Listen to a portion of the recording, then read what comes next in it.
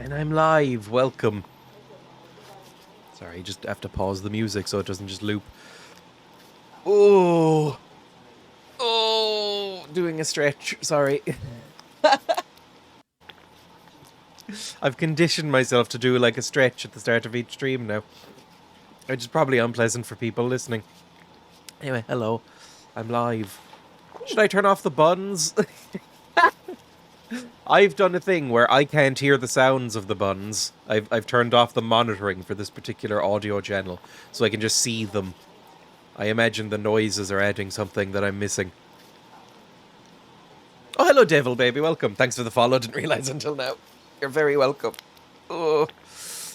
So I'll turn on a camera in a second. It is hypnotic. This might be the last time I use this starting screen. Because, you know, I just end up watching it for like 30 extra seconds. Like, look at it. Anyway, full camera. It's me. I'm live. I look like I have just been like sleeping on the ground. And that's because that's true.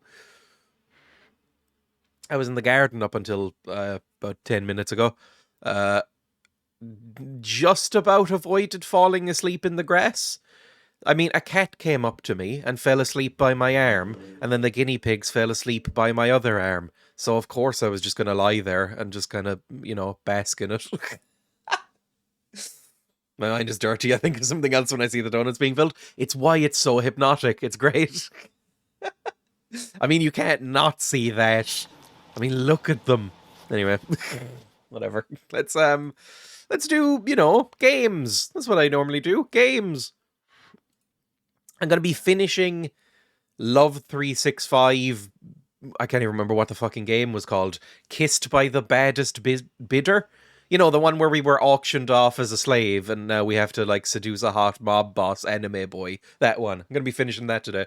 And then, you know, first I'll play some Hurdle and some Global. And then, yeah, I don't know how long I can go today. I have stuff to do. But, you know, I wanted to stream, so why not? And then tomorrow I'll definitely be live. I might be able to go longer tomorrow. I'll see. Anyway, I should just get into it. Just get into it. Hang on. I'm going to put myself into studio mode on OBS. You won't see anything different, but I'm going to go into my desktop screen and unselect the buns. Unselect that and put my camera back on and take off the live soon. And now if I transition over, ooh, look at that. Look at that. Nice and smooth. I almost never even bother going into studio mode now because my production is not very complicated, so I don't really need it. But sometimes it works like that and it's all nice. I've been meaning to ask, what are your pronouns? As whatever you fucking want, really. He, him, I guess are preferred. I was actually thinking about that recently. Because I tend to get called Miss a lot outside. And I've never really cared. I think fundamentally, I don't really care what people call me with pronouns. I list myself as he, him. But I don't think I fundamentally give a fuck, like, what people use. Bro, I got the global in 2 as well. That's 2 people who have gotten it in 2, so it must be very easy. I don't know. I don't know what that means for me, but you know. Anyway. I've never really thought about my own gender, to be honest. Sorry, I'm eating some bread. That's very rude. I don't really like eating on stream.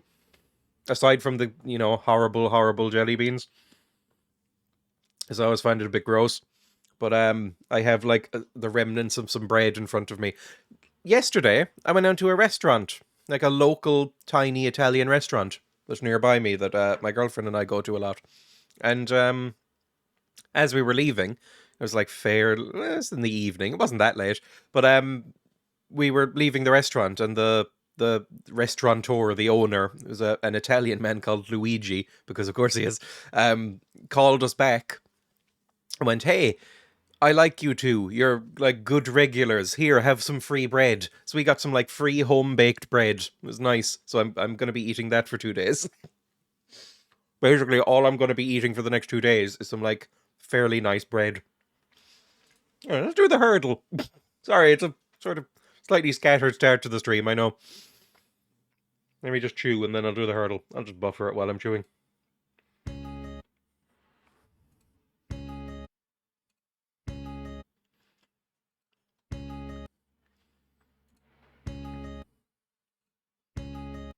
I have no idea. It almost sounds like an early classic rock. It almost sounds like Kansas or something. I have no idea what this is. They, I've realized that I'm way more out of touch with music than I thought I was. I thought I was fairly out of touch with music, but not as out of touch as I seem to be. Like, I know that I have, like, blind spots in music where there's certain genres that I didn't really listen to as a kid. There's certain, artists I didn't really listen to. There's years I didn't really listen to new music. But I barely know any of these fucking songs. Like, what was yesterday? I can't even remember what yesterday's one was. Sorry, a guinea pig just sneezed and it distracted me.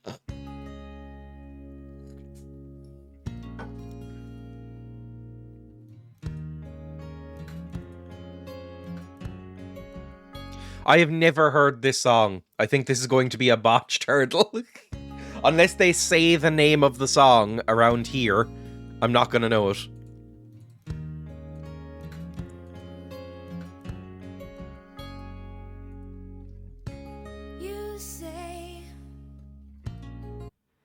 I have literally no idea what this is.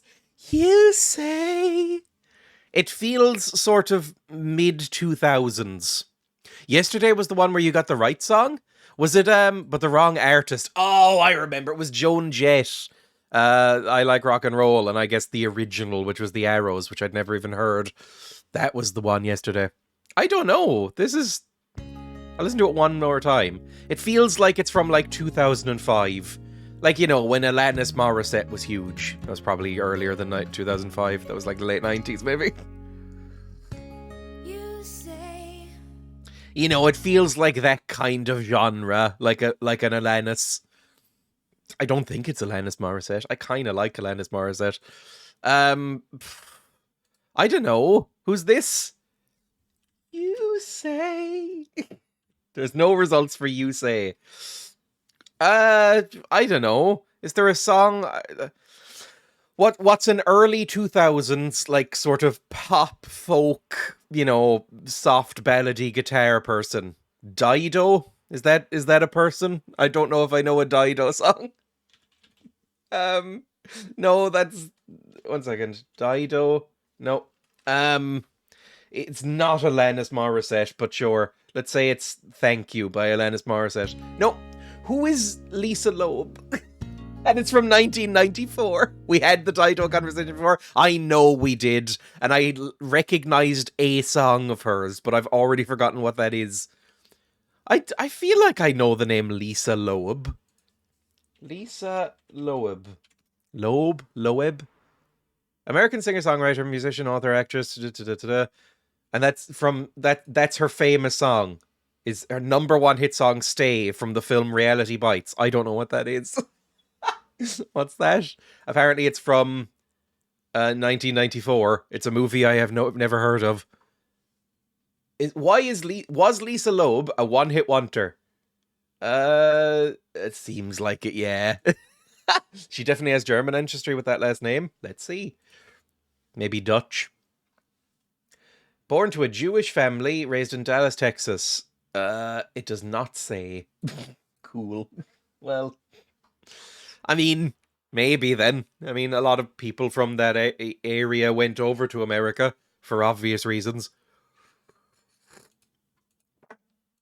She also constructed a crossword puzzle. So is this like a one-hit wonder then? Let's be honest.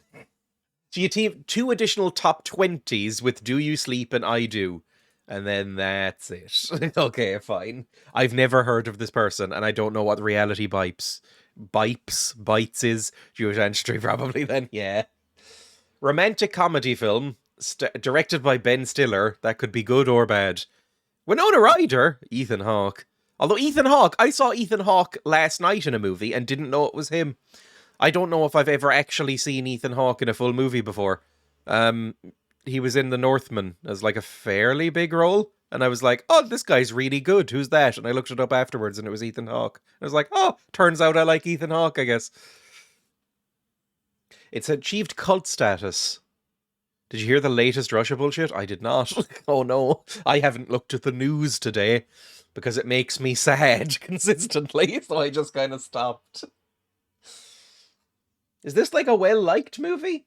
64%. Not really. Don't need to see it, I think. I mean, look, if it's a movie from the past and it's got less than like 65, 70, I'm probably never going to bother watching it unless it's like 10% and it's hilarious. Russian state TV comforts viewers on nuclear war. We all die someday. I mean, honestly, if the news was more like that, I'd probably watch the news more. I appreciate that nihilistic worldview sometimes. I tend to be quite nihilistic. Even after taking the antidepressants, I'm quite nihilistic. So, you know, I kind of find comfort in that. We all die someday. Really, I mean, look, really, what's the point in any of this? We're all just killing time, right? Like, nothing actually matters. We're all just killing time until we turn to dust, and then that dust turns into atoms, and then eventually the atoms die, and the heat death of the universe. Like, nothing that... We're all just here killing time until time stops. So, you know, just chill out, I guess. Is that nihilism? Maybe that's nihilism. I'm not really a philosopher. I'll do the global now. I'm gonna put on a bet, just a tiny one. They're going very religious on it as well. Oh no. Will Dreya get this in? Apparently this is easy. Apparently this one is fairly easy. One second, I'm loading up my Discord. Two guesses. Apparently this one, maybe it's not easy, I don't know. Let's say, will I get this in 7 guesses or less? No, 6 guesses or less. 6 guesses or less. This could be really bad. It depends on where I put myself first, I think. But if it's like a huge country, I only have those 2 points of data to say that it might be easy. Start prediction. Will Dreya get this in 6 guesses or less? Global. And we're in. Amazing. I'll try and keep this short, because, again, I don't have that long to stream today. My American friend from Ohio got it in 6, and as we all know, Ohioans are very ignorant. I don't know a single fucking thing about Ohio. That was a joke.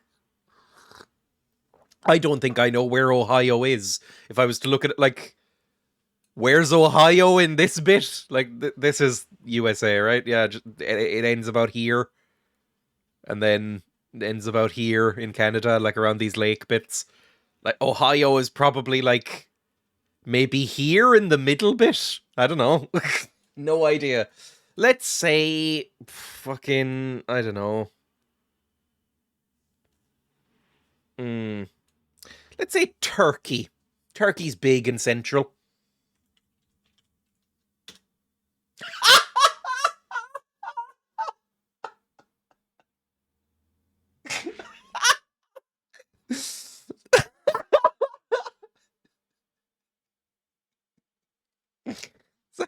That's really fucking funny to me. Eat some more bread.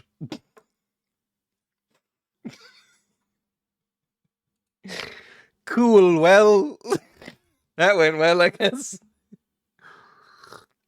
Honestly, I try to extend this bit out a little bit more. We'll be starting the game in record time. Normally, I like to chill out a bit for about half an hour at the start of the stream to kind of warm myself up. It's only been like 15 minutes. Well, cool. This is getting clipped. Well, that's the global. Cool. Nice. Let me pay out. Manage prediction, choose outcome. Of course I'll get it in 6 guesses or less. Honestly, 6 was just silly. I should have put it at like 2. Keep it interesting. So, did everybody then just guess like Greece or like, I don't know, Israel or Iran before, like, aside from me? Cool. Let's play. I started with Egypt. Oh yeah, that's right there, isn't it? So it's a pretty easy guess there. Anyway, cool.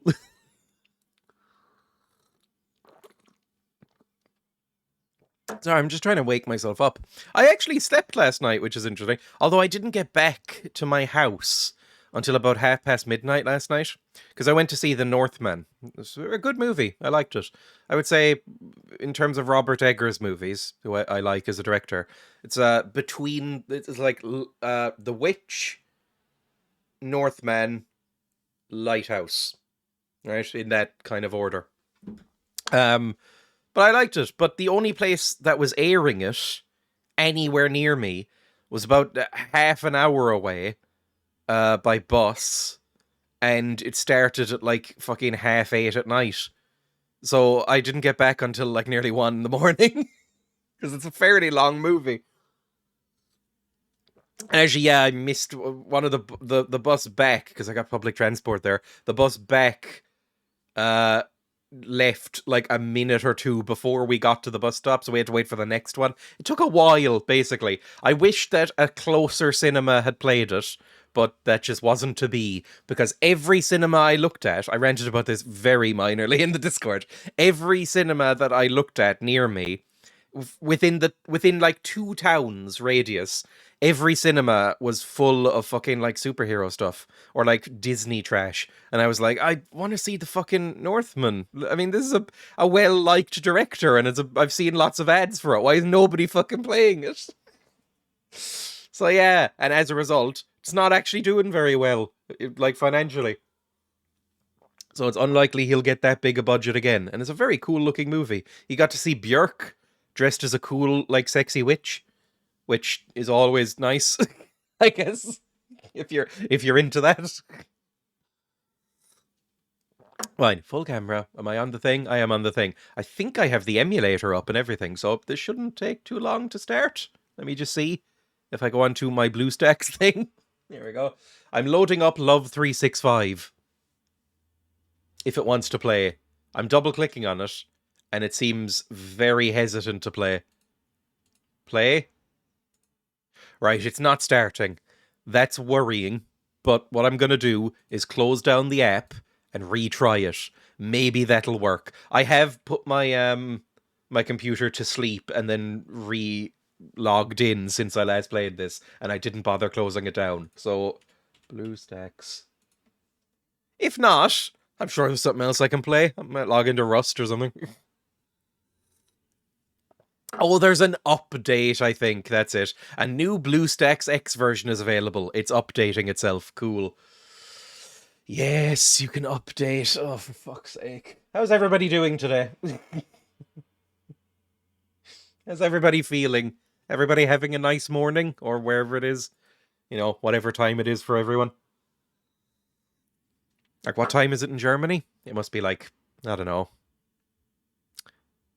I can't remember which one. Is it Germany's ahead? So would it be like the mid-afternoon there? 14:23. I sort of got it. There we go. So you're an hour ahead. That's not much. I forget how small Europe is sometimes. Like, Europe is quite... Yes, fucking stop it. There we go. Additional download required.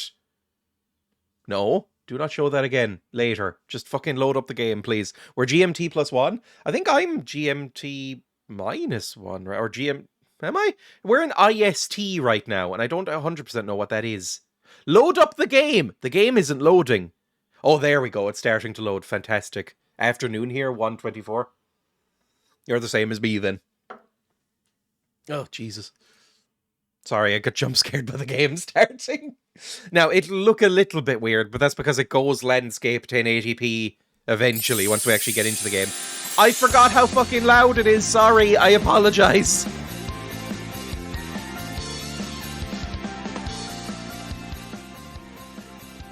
There we go. Nice and relaxed. So you're in GMT? I don't know what IST is. I know we're in GMT normally, and then in summer we switch over to IST, which is like Irish summertime or something. One second. IST time zone. IST time zone is GMT +1. So, Barload, it seems like you might be in GMT +2. Because according to Google, Ireland is currently in GMT +1. Because we're in summertime as well. Fine. Hmm. Well, it's Irish Standard Time, apparently. We're in the GMT+1 time zone. I think we're in the GMT time zone, yeah. What countries are in IST time zone? Literally just Ireland. That makes sense. It's called Ireland time, Standard Time. Whatever. Why am I looking at this? Anyway, let's go to the game. Oh, what a muscly boy start. Now, I hopefully don't need to spend any more money on this. It should all be fine. Ooh, a beginner login bonus. Main story coupon for beginner. Get? How do I get it? I'm clicking stuff. Get. Look at your stream. I know I said it would be fucked up for a second. It's just that once I actually get into the game, it goes just generic landscape like 16:9. It's easy, right? But for now, it's in like phone resolution because this is a mobile game. What's this? Get more for watching clips. Oh, I don't fucking care. Beginners campaign on now. Ooh. Access all current reading here. Ooh. Well, I am on episode 6 of whatever we were on. Did you install Amorous yet? I did not. A one-stop list of all your favorite... I read that as titties. Which I think is the opposite of what this game involves. I don't think there is anything heterosexual for me in here. Like, I don't think there's anything that is not going to be hot, hot anime boys. I don't think there's anything where it's like, I don't think there's anything the reverse, I guess, is what I'm saying, right? I don't think there's anything that's going to be like me as a demure anime boy being seduced by like a 15 MILFs. I don't think that's what's going to happen. It's all sort of evil businessmen like taking women. So, clothes, whatever. There we go. Tap to change the menu. I don't care. Stop giving me these. This has 5 stars out of 18,000 reviews. I know you can't see it, but this... One second. I will actually drag this in the middle just for this. This has 5 stars rating, what we've been playing. If you saw yesterday, you'll know how insane that is. And it has 18,500 reviews. How fucking popular is this game? Amorous is not really TOS? No. Oh, I got 2 coins as well up at the top. I had 2, and now I have 4. One chapter, or one episode, is 400. Fucking hell. It is on Steam. That means nothing since they, did their thing. Like, Steam now allows just outright porn. So, like, you really have to check the tags. The uncensored version, yeah. Maybe the uncensored version. Or the censored version, I should say. Hello, Sambal. I'm on the work Wi-Fi watching on the sly. God, I love doing that. Beginner mission. What are these missions? Acquire. Acquire a mission. Oh, that's just... It just gives me the coins. Okay. What is this? Current coupons. Sure, whatever. I don't care. Main story coupon commission. You can exchange with any main stories below. Ooh! Oh, I can just get a free main story for something. Ooh, that's kind of cool. All right, back. That's really good, actually. That's like a €4 value right there. X. Continue reading. We're gonna seduce Soryu. There we go. See, this is the problem. Now I have to like do this. There we go. That was so difficult for me, I know.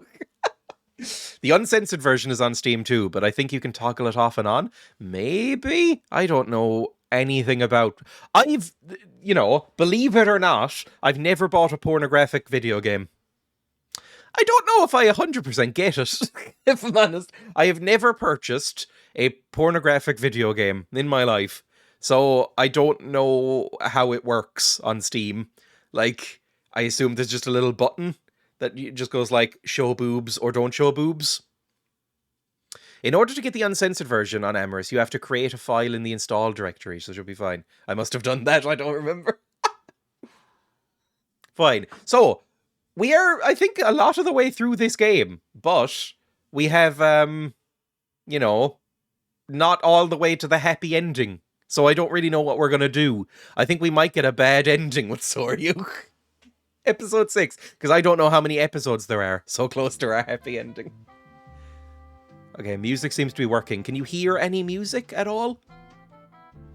Is it coming through? I never quite know how to read my own audio meters. You'd think I would at this point.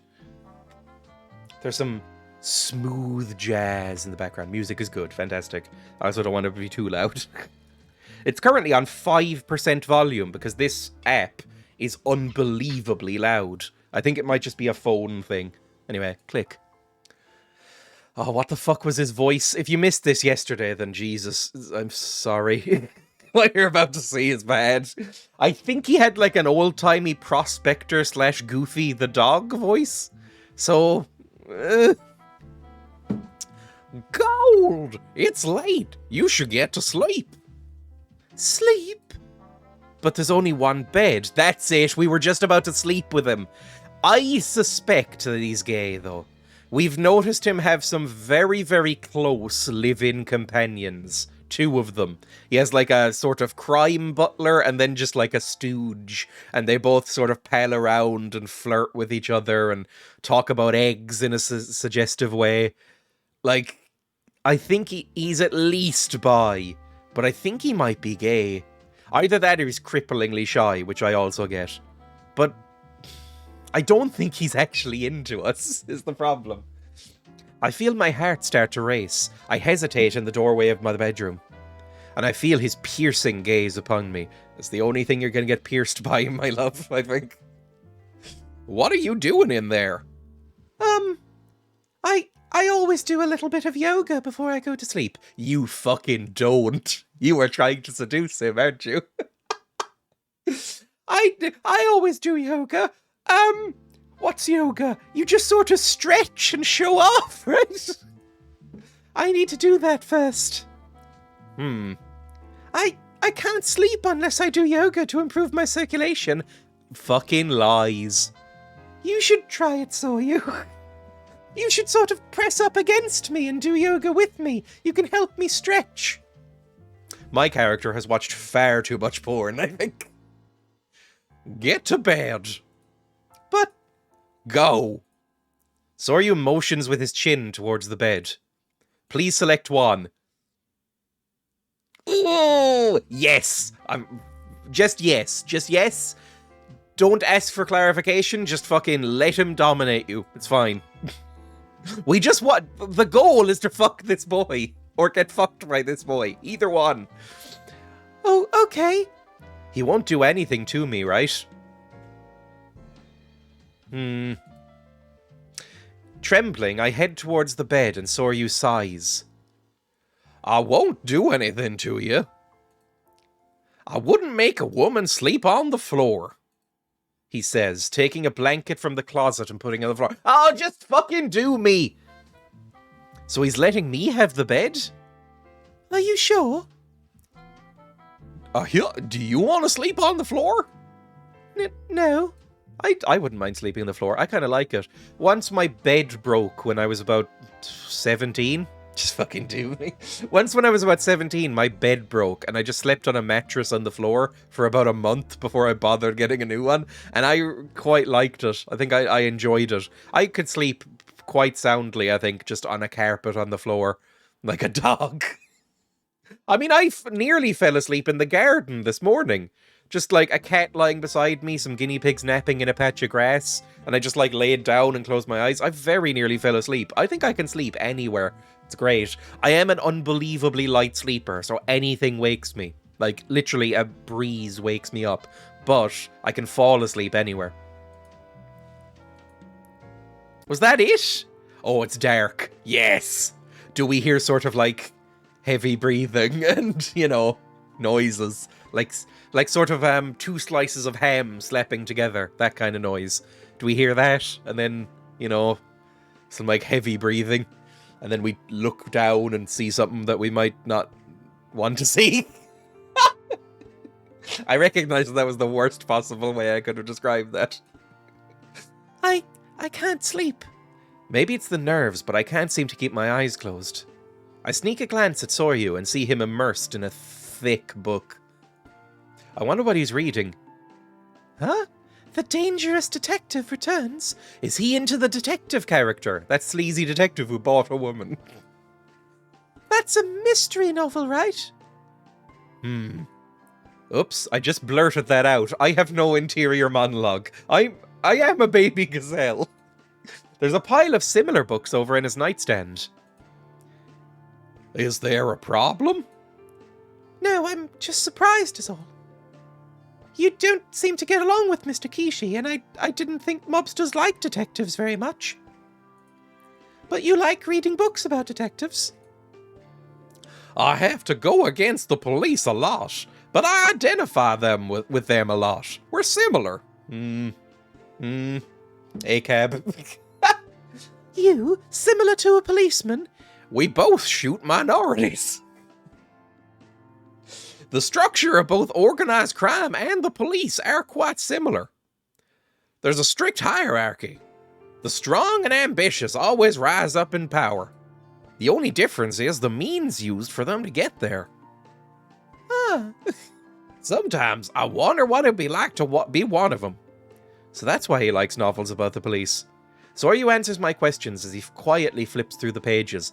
Oh, is he one of those people who can hold a conversation and read at the same time? I'm sort of one of those. Why have you gone Texas? I was asked to do a prospector voice for one of these people, and it happened to be this guy, and then it was decided that I would try and romance him. Also, welcome, Tori. Do you wish you had a different kind of life? I've never thought about it.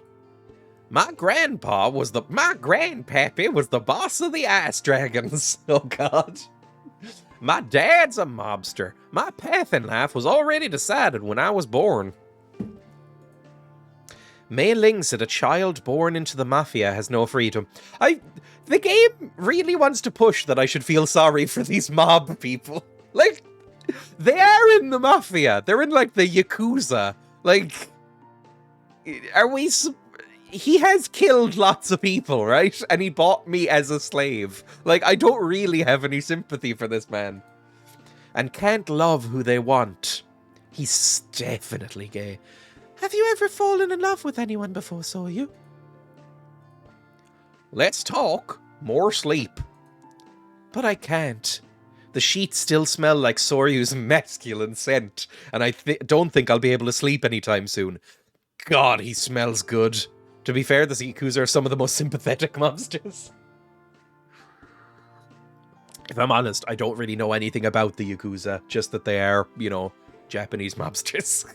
I know that the Yakuza, one of the things I know is that they hold, like, a big trick-or-treat day in Japan. And, like, the Yakuza open up little haunted houses and stuff. And it's meant to help recruitment. Didn't you hear? I said, go to sleep. Yeah. I can't fall asleep. May I read one of your books? And then I just take it and just fucking sniff it. I'm one of those people. Just do whatever you want. Do you have any recommendations? Soryu takes a book from the stack and tosses it at me. This one's a great one about the mental battle between a criminal and detective. Isn't that literally all of them? That's cute, but also odd. I thought the same thing. They had a faster response time than one of the best prepared governments in existence when Japan was hit by that one earthquake and tsunami. I mean, it's a bit like, you know, the Italian mafia in America. They set up the first soup kitchens. It was, again, a ploy to help recruitment and so that people wouldn't talk to the police because they went, they set up soup kitchens. What the fuck did you do? But, you know, they did do it. I think Al Capone set up the first soup kitchens in America. Or these modern soup kitchens, you know, the ones that were just given out free, not like the Victorian ones, which are fucking nightmares. That's a big thing in Ireland. You'll see the remnants of those every so often, where it would be soup kitchens, but you had to, like, renounce your religion and become Anglican in order to receive soup. And also you had to, like, build walls that went to nowhere. Because, you know, Victorians, they thought it was like you were poor and starving as a punishment. So, you know, modern soup kitchen where they just give you the fucking food. That was the mob, I think. I do feel sorry for him now, though. God, woman, just let the man sleep. It's horrible. Thanks. Ha ha ha. Ooh. He usually has such a sour look on his face. Maybe it's because his hair is down, but he looks softer today. He's my cute little soft boy. To be fair, walls are pretty cool. Walls are cool. They're like dry stone walling. I like seeing like old-timey walls around. It's just slightly depressing when you walk around the Irish countryside, because there's a lot of walls that just stop halfway across a field, and they're not really blocking anything off. You know, the field has its own fences. Or in the middle of some woodland, you'll just see a wall that just sort of starts in the middle of nowhere, ends in the middle of nowhere. And it's because they were called famine walls. And it's because the Victorian people from England came over to Ireland. Brief history lesson. Would come over to Ireland and say, okay, we'll give you some food relief, but only if you build, like, only if you labor, because otherwise you'll become evil and docile. And it's a sin to give like unreserved charity. And so they would give you like a bowl of soup, but only if you went out for about 8 or 9 hours in the field and just built something. And so there's all these just sort of crisscrossing walls that don't do anything in the countryside. A lot of them were then like torn down for like housing supplies, but you know, a lot of them are still there because there was a fucking lot of them. So you go, oh, that's a nice wall. And then you notice that it doesn't actually go anywhere. And you go, oh, it's one of those, isn't it? Your neat stone wall is very cool. I love my little stone wall in my garden. It's very pretty. I let some ivy grow over it and stuff like that. So it's all like green and lush. Anyway, where are we now? Some sort of locker room? The next morning. Oh, we're in our little, like, yeah, where we put on our uniform and stuff. I would have assumed we would have just put on our uniform at home and walked to the hotel. Not, like, have a little changing room. But maybe that's a thing in Japan? I don't really know. I've never worked in a hotel. Maybe you're not allowed wear the uniform outside of the hotel. Maybe it's like a school uniform, where they would constantly tell us in school, make sure you change right out of your school uniform as soon as you get home, because you're representing the school when you're in that uniform. And nobody ever fucking did. Sawyer's plan seems to have succeeded. Because the man from last night isn't outside and I'm able to get to work safely. Oh yeah, we got chased by a pervert last night. I forgot about that. Hey, Dreya. Yes? Have you been spending the night at your boyfriend's lately? Because you haven't been back at the dorms at all. Do we sleep in a dormitory? How old are we? This has come up a few times. I don't know how old we're meant to be. There's kind of things that have implied, like, people have called us little girl. I hope we're meant to be, like, in our mid-20s. But, like, Some uniforms for hotels are professionally cleaned and provided by the company to keep up appearances. Okay, that makes sense, I guess. I mean, I wouldn't give a fuck. Like, if I saw somebody in a hotel uniform just, like, wandering around outside, I wouldn't go, unprofessional. But, you know, some people are old. I worry we're young, yeah. He's not my boyfriend. No way. Then where were you last night? Last night? I just happened to be at Soryu's house last night. He acted normally this morning, but I feel like we have gotten closer. Oh. What? Finally feel like talking? I forgot my lunch. I didn't have time this morning. I just watched you get the global in one go. What the fuck? It was purely luck. I have to go buy one later. Ah, you're ignoring me. I finish changing and head to the guest rooms. Sakiko doesn't mind her own fucking business, right? Also, it's a very weird feeling because I'm legit watching a Turkish series right now. I don't know of any Turkish media. I don't think I could name a Turkish show, album, musician, show, like movie, person. I don't know anything about Turkey at all. The genre isn't all that concerned with what age the women are, is it now? Yeah, it's one of the reasons I never got into anime, is you'll be watching an anime, and then somebody will come on who looks a bit suspiciously young, and then people will be, like, lusting after them, and you're like, No, but actually she's 1,000 years old, and a demon.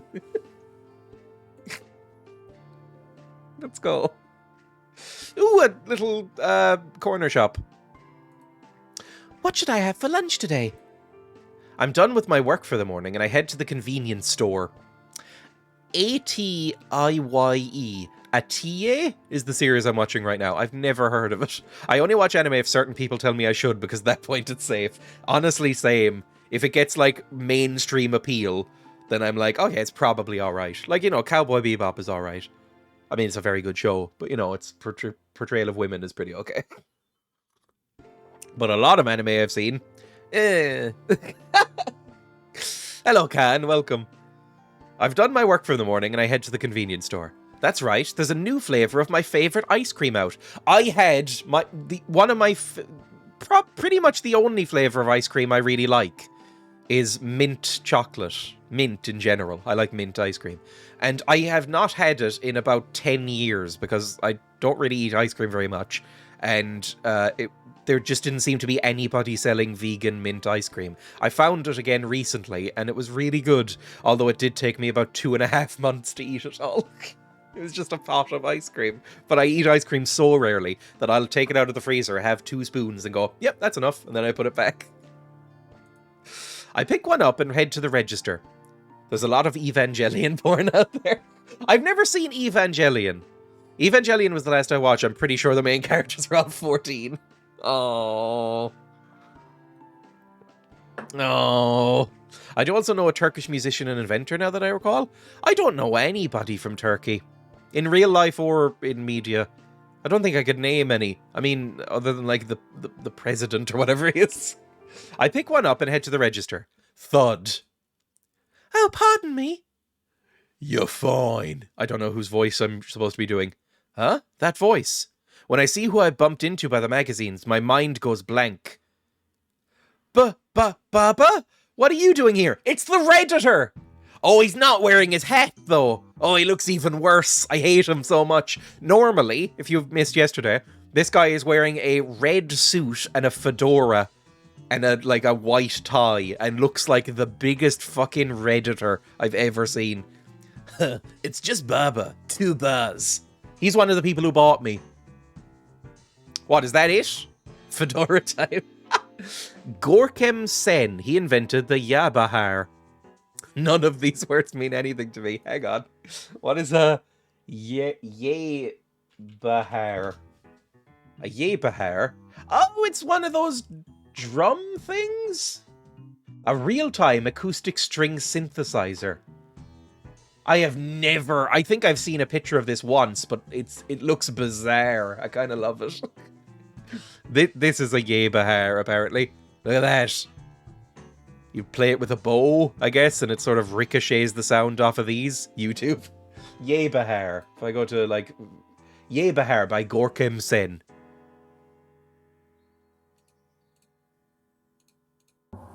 Play it.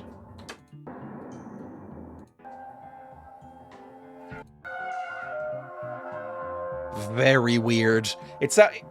I know it's not like... It sounds like it would be used exclusively to make like sci-fi sound effects. A bit like a theremin. Okay, that's pretty cool.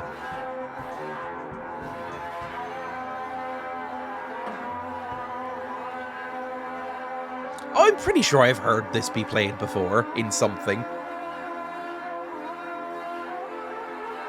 It's an analog theremin, basically. Very sci-fi post-apocalyptic. Like, I can imagine this playing over, like, the Dune soundtrack. You know, that kind of thing, with those drums, and then this fucking kicks in. Maybe it even was, I can't really remember. Anyway, let's play the game. Here we go. Blue stacks. There we go. Click. So I guess we're just walking in the park with the Redditor. And why are you wearing a uniform? Oh, I work here part-time. You bought me as a slave for like 20 million. What do you mean you work part-time? Part-time? You allow my ADD vibes too much. Yeah, just to relax. Oh, it's like the fucking like Princess Diana shit. Like, did you know this is a thing?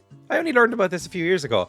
Princess Diana obviously was a fucking aristocrat, you know, obscenely wealthy family. She and all the other, like, fucking duchesses or ladies and whatever all lived in, like, a small flat together and did babysitting and housekeeping. Just to sort of, like... It almost gives off, like, Marie Antoinette pretending to be, like, a milkmaid kind of thing. One of our princes is a DJ? At least that's kind of wacky. Yeah, to relax. If he just works in a shop, I guess? He's really a thief, right? Oh yeah, he's a master thief, I forgot. Yet he works at a convenience store. He's really a mystery. Baba slips out of the store and joins me on a bench in the park. I don't think I could ever love somebody, even if he wasn't a Redditor, who goes by Baba. It's just too silly a name. I don't think I could ever truly like or connect with somebody who goes by this name. Lunch break? Yeah, I didn't have time to buy any this morning. I'm surprised Soryu let a woman into his house. He usually hates women. He has a lot of live-in male companions, though. And not that that's a problem. It's just, you know, he won't own up to it. And he made you stay in his arms until the very last minute this morning, too. Anyone remember that Saudi prince with the Steam account? The really expensive one? I think I remember hearing that there was like a Saudi prince who just bought all of Steam, basically. That's not true and you know it. Ah, stop teasing me. I wish Soryu would tease me. Just once. It really is unusual for Soryu to spend time with a woman. Boss has known him forever, and even he said it's the first time he's ever seen it. Soryu's always saying girls are stinky, and he won't ever go near him. Soryu got kicked by a horse a few years ago, and now he has the mind of a 6-year-old. You may have noticed. Stinky? He hates the smell of perfume. He does hate women.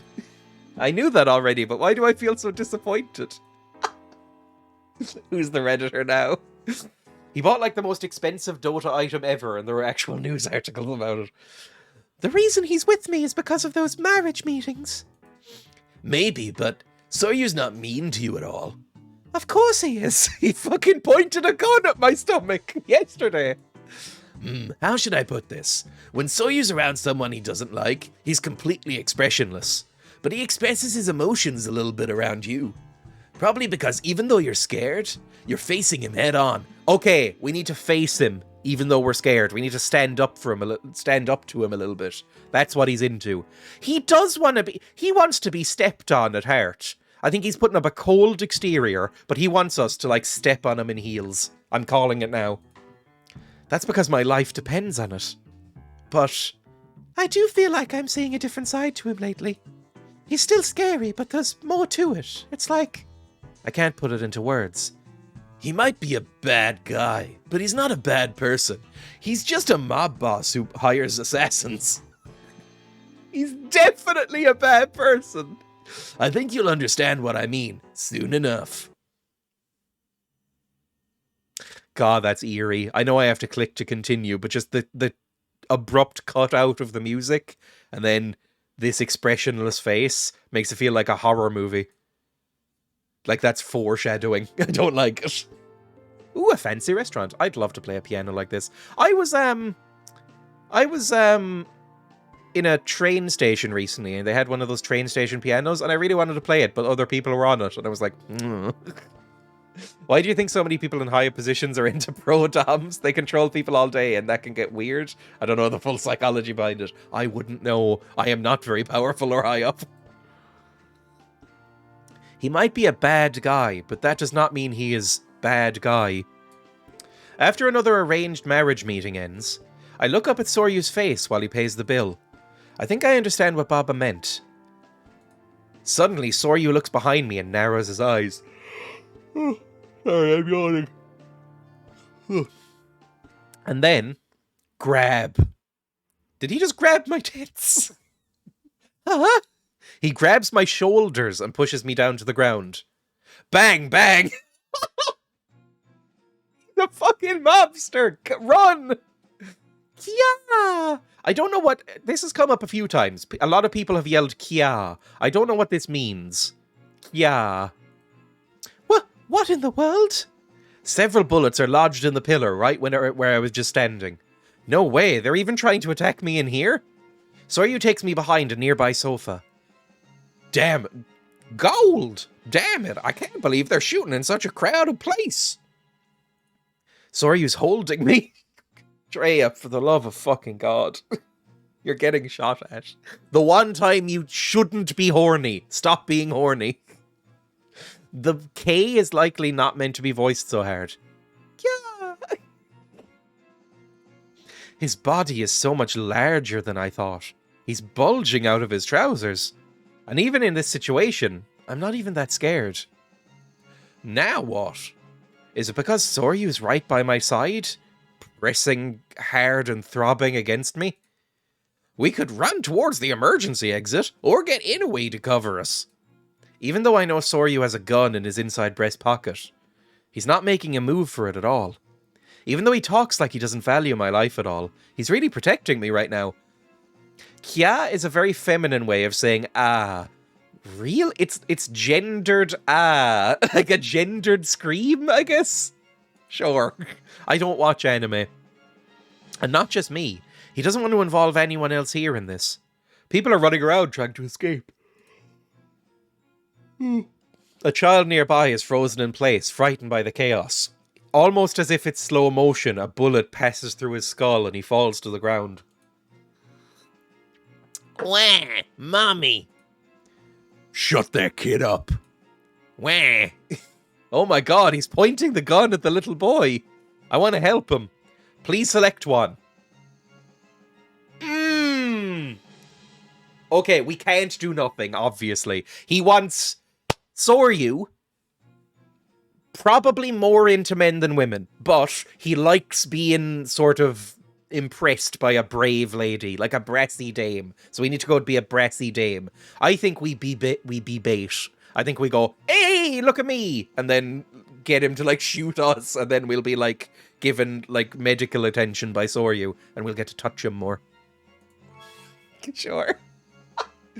I'm the one they want. If I be bait, I don't know if this is how you say that. If I become bait, that'll give the boy a chance to run away. I'm over here. Idiot. Oh no, he didn't like that. I impulsively stand up, my knees trembling. Rah. The man glances in my direction.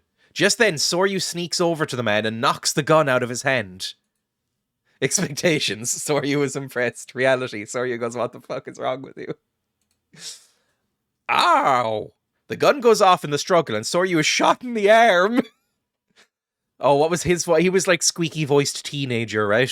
So like, sir! You bastard! So there's more you here. Ryusuke must have sensed something was awry because he came to get us. The man spots him and starts running away. Coward. Soryu, you're bleeding. This is not gonna make him horny. I'm currently having a roast chicken thigh and man is it good. I have not had a chicken thigh in, I think, 10 years. We slip out of the hotel before the police arrive and hurry back to the office. Ooh, shirtless, but I've said this before. No body shaming whatsoever, but just for me, his arms are too small compared to his torso.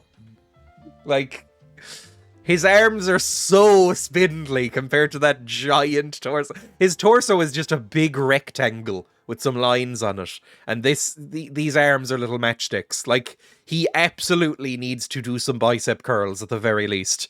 And maybe, I don't know, do something about that torso.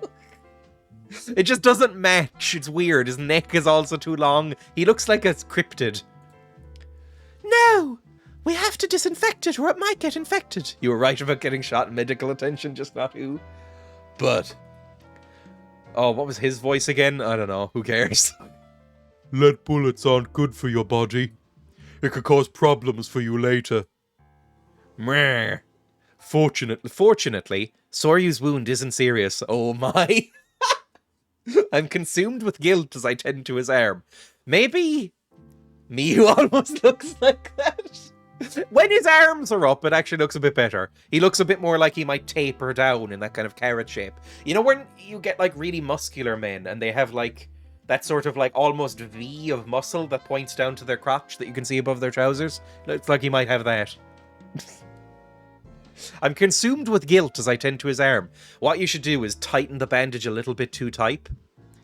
A little bit too tight and make him yelp a bit and then go, oh, poor boy. That'll fucking melt him. Say, who's my good little patient? Who's my precious soldier? And like rub his hair. If I would have just stayed put, he wouldn't have gotten hurt. But I couldn't think of any other way to protect the little boy. Gold! You're so reckless, you know that? Jumping out in front of the enemy without a plan like that? Sorry. But thank you. I know I'm just a stand-in for Mei Ling. I can't believe he got hurt to protect me. There's no reason for innocent people to get hurt. What? Don't get the wrong idea. If anything happened to you, I wouldn't be able to catch the enemy. That's all. Okay. Kyo, I want you to look into something for me. Of course, sir. After Soryu's bandaged up, he and Kiyochiro go off to another room. His second live-in male companion, by the way. Are they kissing without me? I don't want them to be kissing without me. They can kiss with me, but not without me. Soryu. He's the same as you, Miss Lee. What? Neither of you wanted innocent people involved. Risuke had been watching our conversation, and now he walks over to me. Even though he's in the Mafia? Pretty unusual, right? But he's been like that ever since he took me in. Took him in? Risuke realizes I'm puzzled, so he continues. I'm his ward. You know Batman and Robin? Think that, but even more sexual. My mum got remarried, and I never got along with my stepdad. So I ran away from home, and ended up getting involved in a scuffle with the local Yakuza. Uh-huh. Mr. O just happened to be passing through, and he saved me. And he told them, if you want to call yourselves Yakuza, you should have standards. Because if you pick on the weak, you're nothing more than thugs. Wow, I can't even picture him making a speech like that. Is it because of all those detective novels? Oh, that's just me paraphrasing. It was actually a little different. He said, shut the fuck up, or I'll shoot you all in the head. But anyway, I had nowhere to go, so he brought me back to the office. Since then, I've been sort of a maid for him. I dress up in the clothes he says to wear. I wear this little cage. It's nice. Oh, really? He still has morals, even though he's supposed to be a bad guy. All the guys here were drawn to that part of him. Morals, even though he's a bad guy. That reminds me, he told me he'd never aim a gun at a woman. It seemed a little bit sexist in the moment, but I didn't have time to call him out on it. See? But right now, the boss of the Ice Dragons would do anything for money. He's obsessed with money. This is the most annoying voice I've ever done, I think. And Mr. O is really worried about it lately. Does he not get along with the boss? It seems like he does on the surface. But our role is determined by the money paid to the government.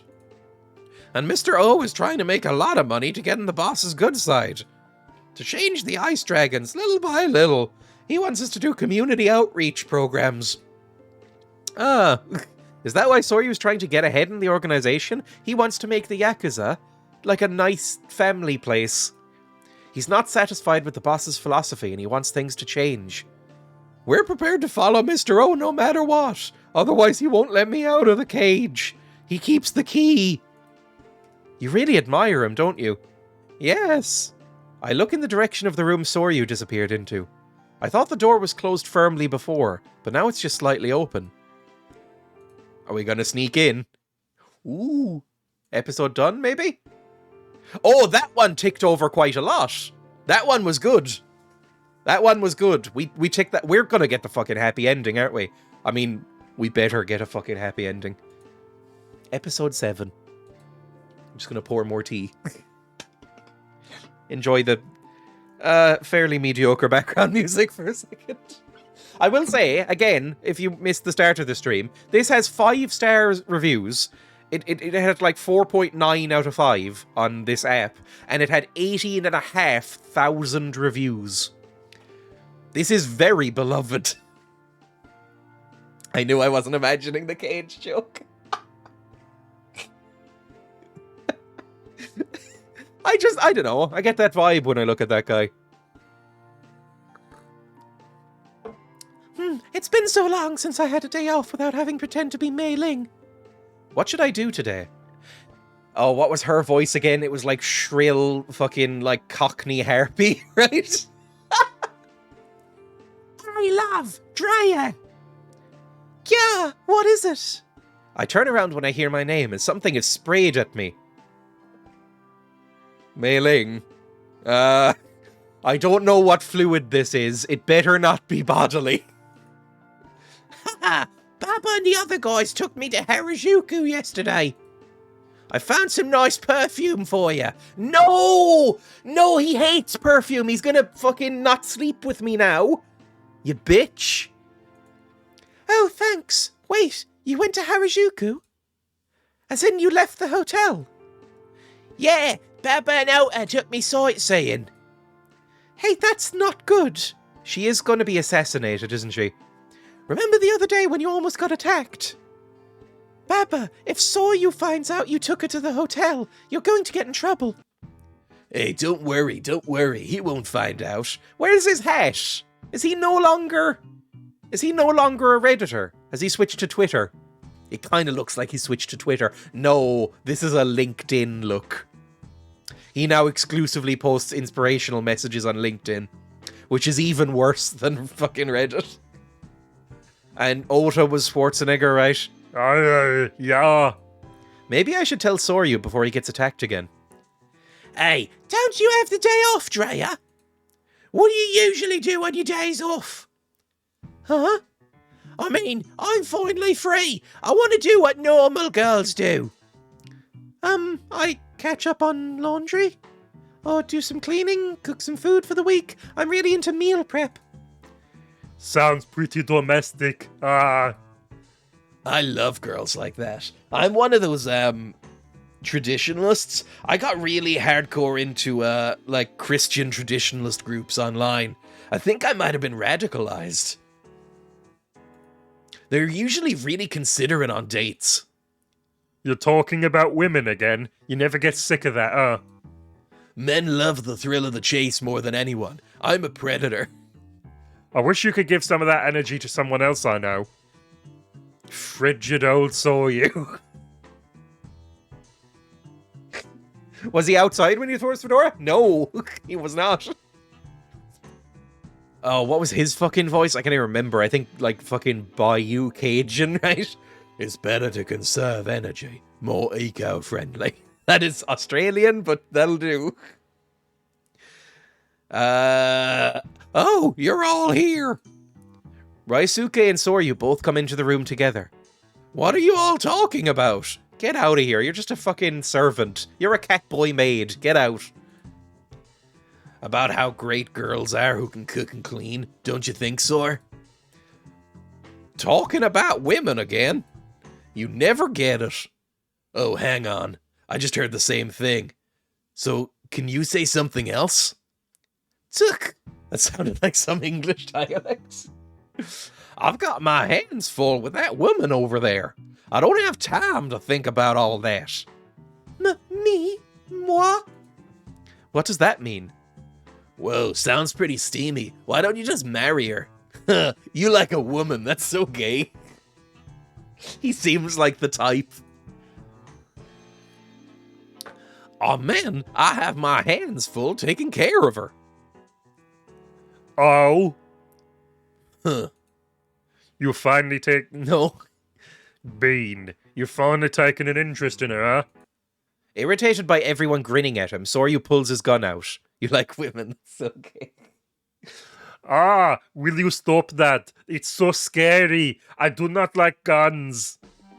Speaking of women who can cook, the other day, Miss Lee made a really yummy omelet for you, right, sir? Oh, I'd like to try one. I'd like to eat all your eggs.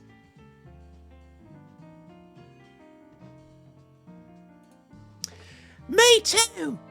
I'm sick of the hotel food. And you can serve it on the plate Ota made for me the other day.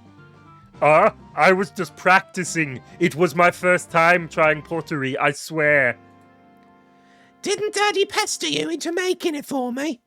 He's a huge fan of yours, Ota. I'm sure he'll love it. So, will you make us omelettes tonight, Mei Ling? Huh? Oh, that's right. Since Roisuke's here, she's calling me Mei Ling. I don't mind, but doesn't everyone have things to do? I'll pass. Me too, I have something else to do. And judging by the look on your face, it's something bad. I'm coming with you. It's so hard to switch between these two. They're basically both the same voice, just one is English. Bean, go ahead. Anyway, Mei-Ling claps her hands to get everyone to be quiet. This game is made for girls with daddy issues and insecurities. Look, it's very popular. This game is extremely popular. first, we need to go shopping for ingredients. What, a shopping episode? When do we get to fuck the boy? Why am I the one running errands? Isn't this Inouye's job? Now, be a good boy for mummy. Look, he likes the dominant type. I'm playing the character. Risuke said he'd go with me, but Baba pulls him away with a mischievous look on his face. So Soryu and I end up going shopping alone.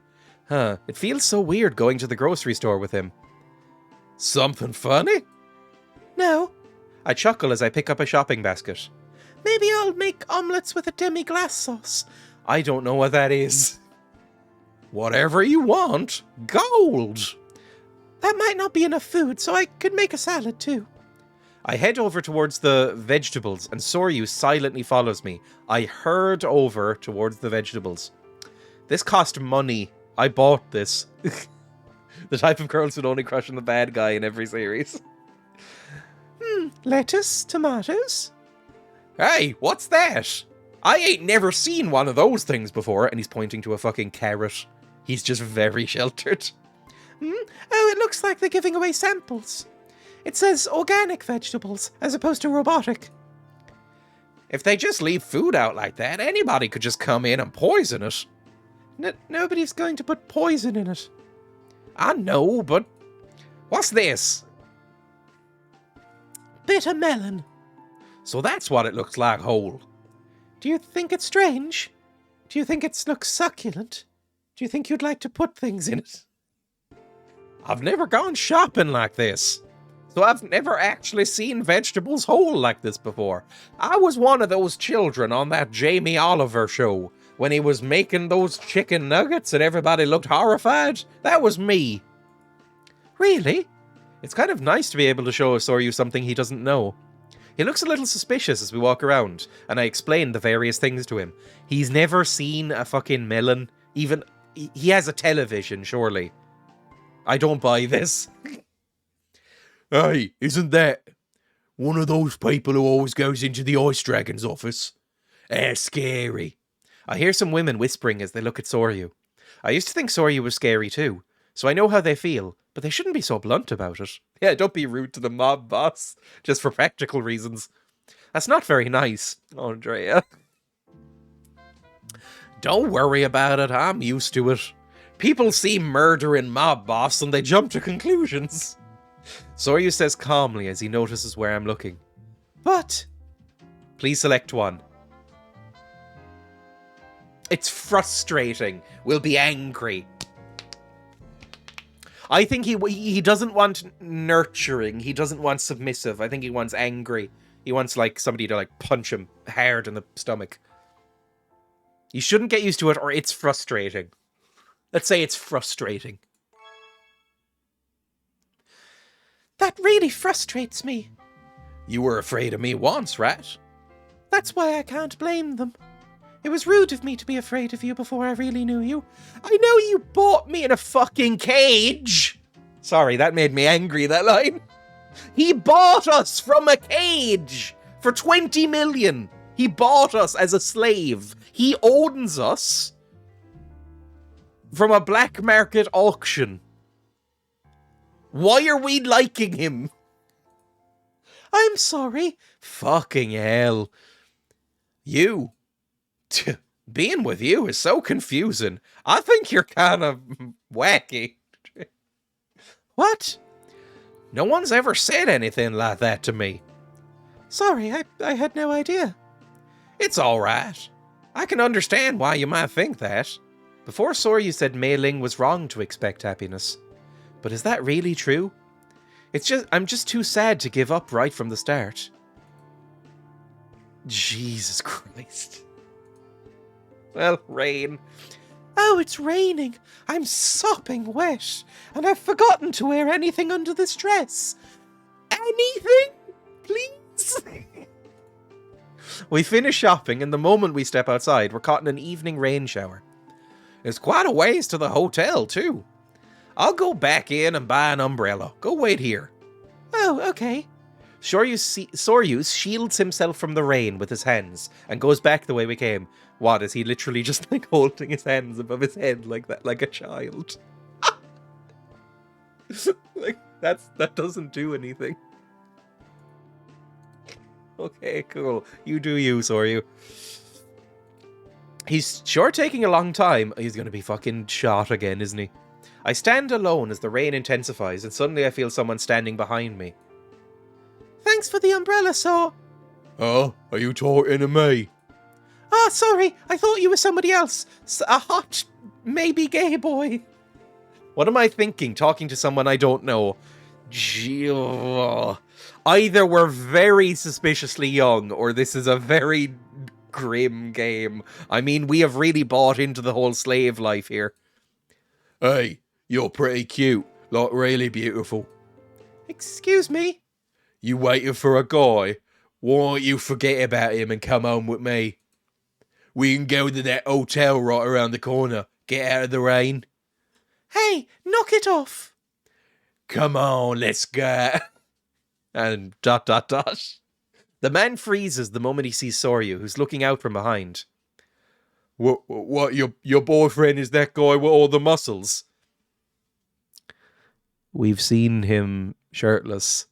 I wouldn't say all the muscles. You shouldn't be dressed like that then. Oh, shoot him. Shoot him hard. Shoot him in the face. Soryu, free reign. Shoot him. Did he actually just say that? Yeah. Thud. The guy who hit on me pushes me away and starts running. Ow. What the hell are you doing? I'm sorry. Hey.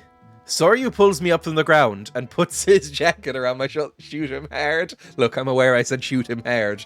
I imagine if you sort of like push the gun forward as you shoot, it might be like a hard shot. Like if you just, that's shooting them soft. If you would go like bang, that's shooting them hard, right? Wear this. Are we ignoring that he just blamed me for what happened? Huh? Why? Ah! You can see right through my shirt! Yes! Yes, we can! If we're in a soaked dress, you can see right through it. This has to get him turned on. Surely. You'd marginally increase the speed. Hello, Prophet. Welcome. That's what the guy meant when I said I shouldn't be dressed like this. Still a freak? Are we... You're agreeing with him now? He tried to fucking steal you. I mean, he pushed you over. I'm so embarrassed. Thanks. I hide my red face with my sleeve and stagger trying to stand up. A guy came up, tried to hit on you, then pushed you over and ran away when he saw you had a boyfriend and said you shouldn't be dressed like that then. And then he agreed, and now we're the one who are sorry. I think I twisted my ankle when I fell. When you were pushed, you mean, by the creep who you're now agreeing with. You're really a pain, you know that? Soryu says, then turns his back to me and crouches down. Huh? Hurry up and get on before I leave you behind. Is the mob boss gonna give me a piggyback ride? Forgiven. The rest of the scene is forgiven. We'll ignore all that other stuff. This better be a CG. I better see me, like, riding him. Soryu carries me on his back down the quiet, misty road. He lifted me up so easily. This man is such a catch. I feel his warm body against my wet shirt, and I feel my pulse start to race. Why is my heart beating so fast? Can he hear it? Is he a vampire? It's raining, and he's running. I want to cover up the sound by talking. What should I say? Oh! I think thank you. Aren't I heavy is probably not a great thing. Although it might be, I don't know, it depends on how toxic this guy is. Like, if I say, aren't I heavy? And he can be like, Oh no, babe, you're just not to my muscles. and then he'll like go faster. If I say thank you, that's probably the good answer. The rain won't stop? I don't really know why I would say that. Let's just say thank you. Thanks for lending me your jacket and for carrying me. You better work hard to repay me. You own me. His words are harsh, but his voice is gentle. Oh, run away. Oh no! We got sprayed with perfume and he hates perfume. I forgot. Fuck. I knew Mei Ling was gonna fuck this for us. Hello, Peanut, welcome. With Mei Ling, the Hong Kong mob boss daughter, she sprayed us with perfume earlier. And we know that Soryu hates perfume. He hates women and finds them awful. That's been made very clear to us. No, not perfume. Huh? Who, me? Oh, Mei Ling sprayed perfume on me earlier. Oh, that's right. Soryu doesn't like women because he hates the smell of perfume. Yeah, that's why he doesn't like women. I'm sorry, you don't like perfume, right? I'll take that silence as a yes, then. Why did I have to wear perfume today, of all days? Because you were sprayed by it? Stop blaming yourself for getting attacked. No, I don't hate how you smell, Dreya. What? Am I imagining things, or did he just say he didn't hate it? If today was a bad day for me, I hope today is better. And then he said my name. Did you just say my name for the first time? Has he not said... I've been playing this for like 4 hours. Has he not said my name up until this point? He's a misogynist? Yes, he is. I think he's... Oh yeah, he's exclusively called me the woman, hasn't he? You remembered my name.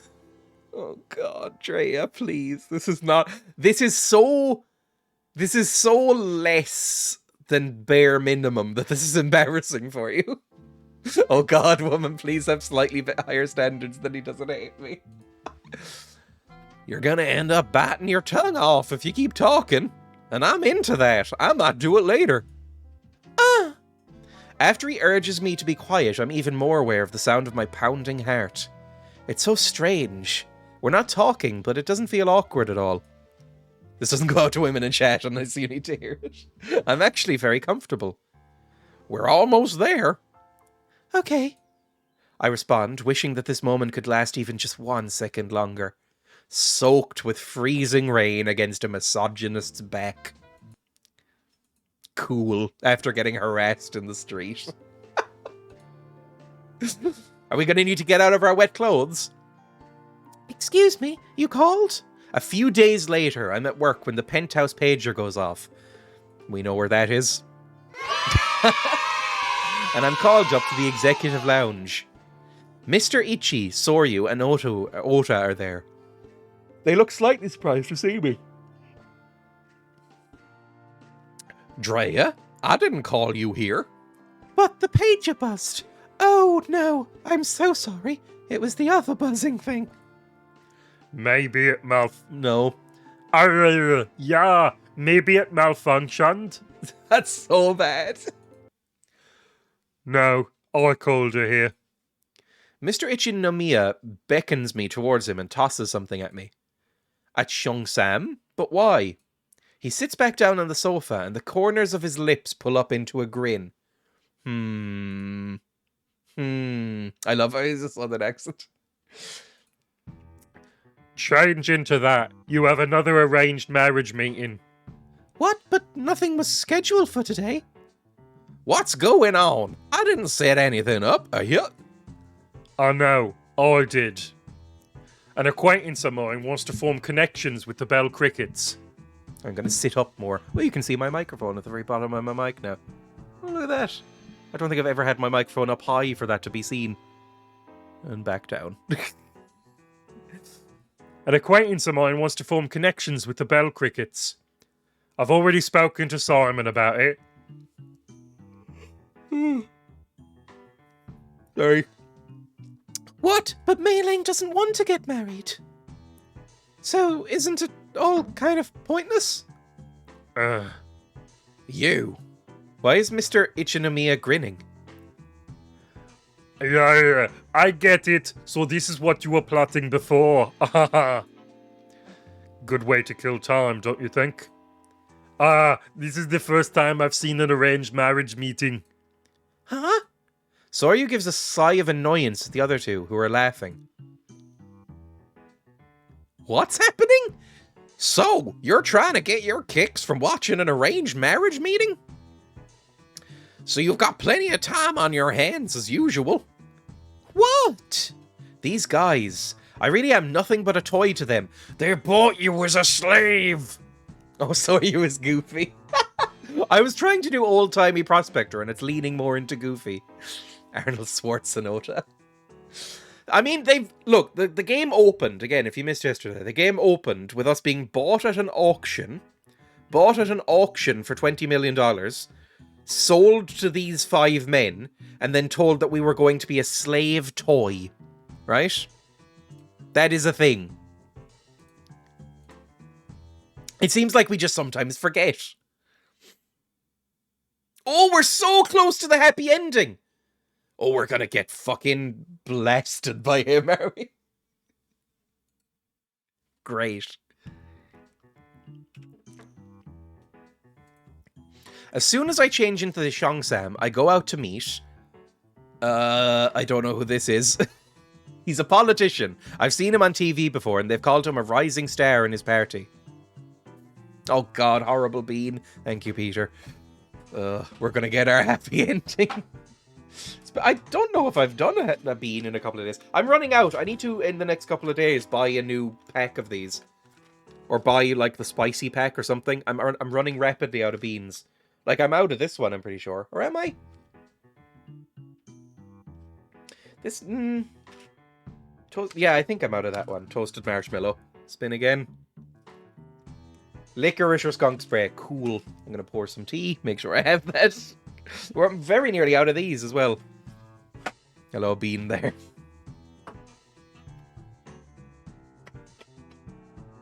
So we have to try and seduce a politician. Although, not really. This can go wrong if we want. It's all fine, right? Anyway.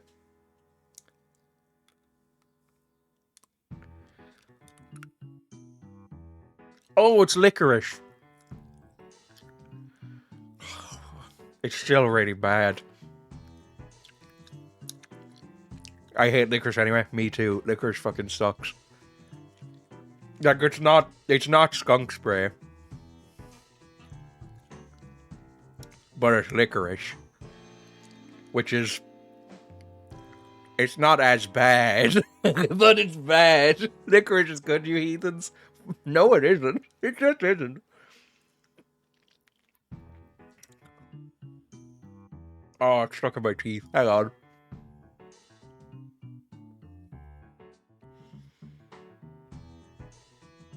I'm trying to get it out of my teeth before I drink.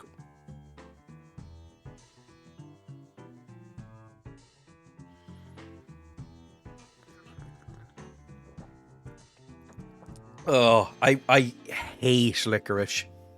Licorice is for those with the palate of a 90-year-old. It is exclusively eaten by old people here. I don't think I've ever seen anybody under the age of 70 eat licorice. I know it's more popular in other countries. Like, I know in parts of, like, mainland Europe, it's quite popular. But here, it's like Werther's Originals. It's exclusively eaten by old people. I've never seen anybody choose to buy licorice in a shop. I've only ever seen it in, like, elderly relatives' houses. Like, already in a bowl or something. Gosh, disgusting.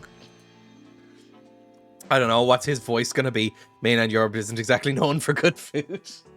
I mean, some of it is.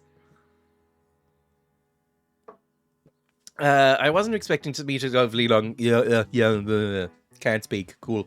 I don't know. What voice? I'm joking, mostly.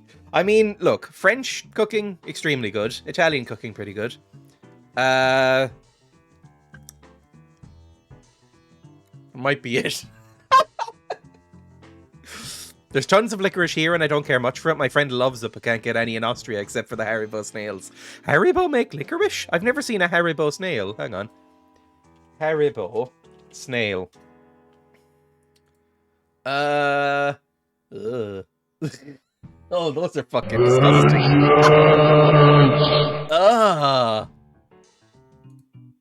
Look at that. That's just fucking licorice, isn't it? That's just like raw licorice. That is disgusting. Yep, Italy, Greece, and Spain are probably the best. I have never really had many or much Greek cooking. It's not really a thing here. It's very hard to get. So I can't really speak on it. Spanish cooking, it's very seafood based, and I don't really eat fish. So, you know, I liked paella. That was okay. But I don't really think I've had much Spanish cooking. Italy and France are probably the most popular here. Italy and Greece is really more Mediterranean when considering food. The Haribo thing that I really like is Haribo straws. I bought this packet before. I have brought this like 150 piece. There was a shop, like a convenience shop nearby me, like a corner shop, and they were offloading stock that wasn't selling, and they were selling like for €2 you could buy one of these 150 piece boxes of straws, and I bought 2 of them. Over about fucking 2 months I ate 300 straws. I love straws, but they're in my teeth now. Those are nice, but I hate how you can't get them off your teeth. Yes, exactly the same. I actually can't think of an Irish food. Ireland does not really have much of a cuisine culture. It's basically just stew and bacon and cabbage. Those are the 2 national dishes. Unless you get like hyper specific.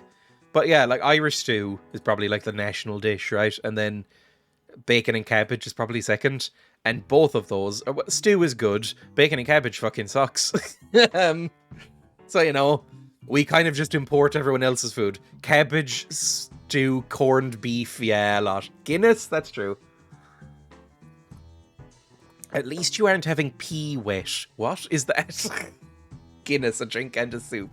Tatoes, yes, tatoes are our national dish, I guess. Tato, those are our national dish. Tato and the disgusting Northern Irish tato. I mean, look, it's not even the same bag. It's smaller. Ugh. But yes, tato is probably the national dish of Ireland. Anyway, let's go back to the game, maybe. I wasn't expecting to meet such a lovely young woman. Thank you so much. Oh, thank you so much, Mr. Ichinomiya. That's basically the same voices. Sorry. Or Soryu, whatever his name is. Pea wet is just pea stuff, usually just smeared on bad bread. Ugh. Yesterday, I had this bread from an Italian restaurant, just kind of doused in olive oil and garlic. And I was like, that's probably the best food, right? And then, like I said, for the first time ever, I have like a usual. Like, I went into this restaurant with my girlfriend, and the owner, this very Italian man, just went, "Oh yes, I know what you usually order. Do you want that?" I went, "Yes, please." And then when we left, he offered us free bread because he said he liked us. And I was like, I have I like a regular place I go to. That's cool. I don't know. Ireland food is basically peasant food now due to the history. Yep, basically. I mean, Irish food is the sort of food that, soda bread, I would say, is fairly Irish. But it's all food that I would say is designed to not go off for about 3 weeks. Like, Irish bread is nice, but any traditional Irish bread is usually incredibly dense, and you get the idea that, like, this was meant to be baked, and then if you ate a bite of this a day, or a slice of this a day, that would be enough to keep you going. Why is UK bread so shit? It looks like bad convenience store bread. The worst bread I've ever had in my life was American bread. American bread is really fucking terrible. Like, really bad. I've never really had UK bread. But Irish bread is nice. I mean, French bread is obviously the best. I mean, you can't beat French bread. Anyway, thank you so much, Mr. Ichinomiya. Of course. I mean, maybe Wonder Bread is bad. I went to what was it called? Like Outback Steakhouse or something like that. And everybody said the bread was really good. And I bit into it and spat it out. I couldn't eat it. Every piece of bread I had in America was sweet. It had sugar in it. What the fuck is up with that? Like every roll or whatever that I had in bread, or that I had in America, was sweet. It was one of the worst things I've ever tasted. It was like eating cake. It was fucking disgusting. I've never had Wonder Bread. I'm sure Wonder Bread is edible. I've never had it. I like Swedish bread, but it's quite sweet too, in a good way though. Swedish baked goods are wonderful. I just don't like sweet things. I like French bread or Italian. When I found out what a Wigan kebab was, the roll was weirdly dry looking. I don't know what that is. Anyway. I bet Mei Ling's thrilled to meet such a good-looking, prestigious man such as yourself, right? Nobody asked you. But at least I'm able to talk to this guy more than the other sore you had me meet. It's like a bread pie sandwich.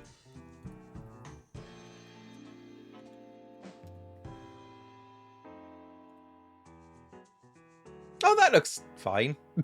That just looks... it doesn't look like great bread, if I'm honest. It looks like kind of like just a very basic, kind of dry, crusty roll. Is that literally just like a fucking steak and kidney pie in a roll? Why? This is what I'm looking at. This is apparently what a Wigan kebab is. It's just like a roll with a pie in it. That is way too much starch. Is shepherd's pie Irish or English? I don't know. I mean, I've eaten a fuck ton of shepherd's pie in my life. Look, Irish cuisine and English cuisine are basically the same. They owned us for 800 years. There's some crossover. Like shepherd's pie. I like shepherd's pie. It's fine. Shepherd's pie, cottage pie, or whatever. Where's it from?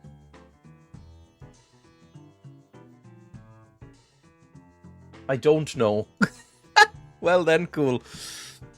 It's often potato pie as well. The French name was documented in 1900. Term shepherd's pie, 1854, 1791.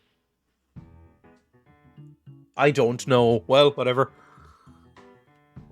I kind of associate them with, England and Ireland, but I'm sure they're more universal. I don't know. Anyway. There we go. Place of origin. Oh, place of origin, England. Okay, well, it's English then. I never even looked at that. Let's go to BlueStacks. I want to play this game. You're adorable, Mei Ling. I bet you'd make a good wife and a wise mother. What a bizarre fucking thing to say to a person. Any person. But especially one you intend to date. Oh, no. This feels like a real marriage meeting. Maybe it's because we're close? In age? Or maybe it's because he's a politician? So, why do you want the back end of the Bell Crickets, Mr. Jinguji? Nowadays, isn't it bad business if your connections to the Mafia are revealed? All the more reason why it's worth it. I see. So you mean there are no morals in politics then? You're a fucking mobster! Forgive me for being blunt, but you've always had a very honest and clean image. But now I see the truth. Soryu's been acting rather rude. He keeps insulting Mr. Jinguji. You look too great together. It is a shame for us to be interrupting you. That's right. Forgive us for not noticing sooner. Please, spend some time alone together. Come on, Soryu. It's my job to look after Mei Ling, so I'm staying. The hotel is safe. Never know what might happen. Excuse me, Mr. Jinguji. He's very stubborn. Not at all. Wow, Soryu is surprisingly... Meh. I don't know what... When it says ... I'm always like, what the fuck vocalization should I make there? I usually just go... Meh. True to his word, Soryu stays with me, and the meeting ends rather awkwardly.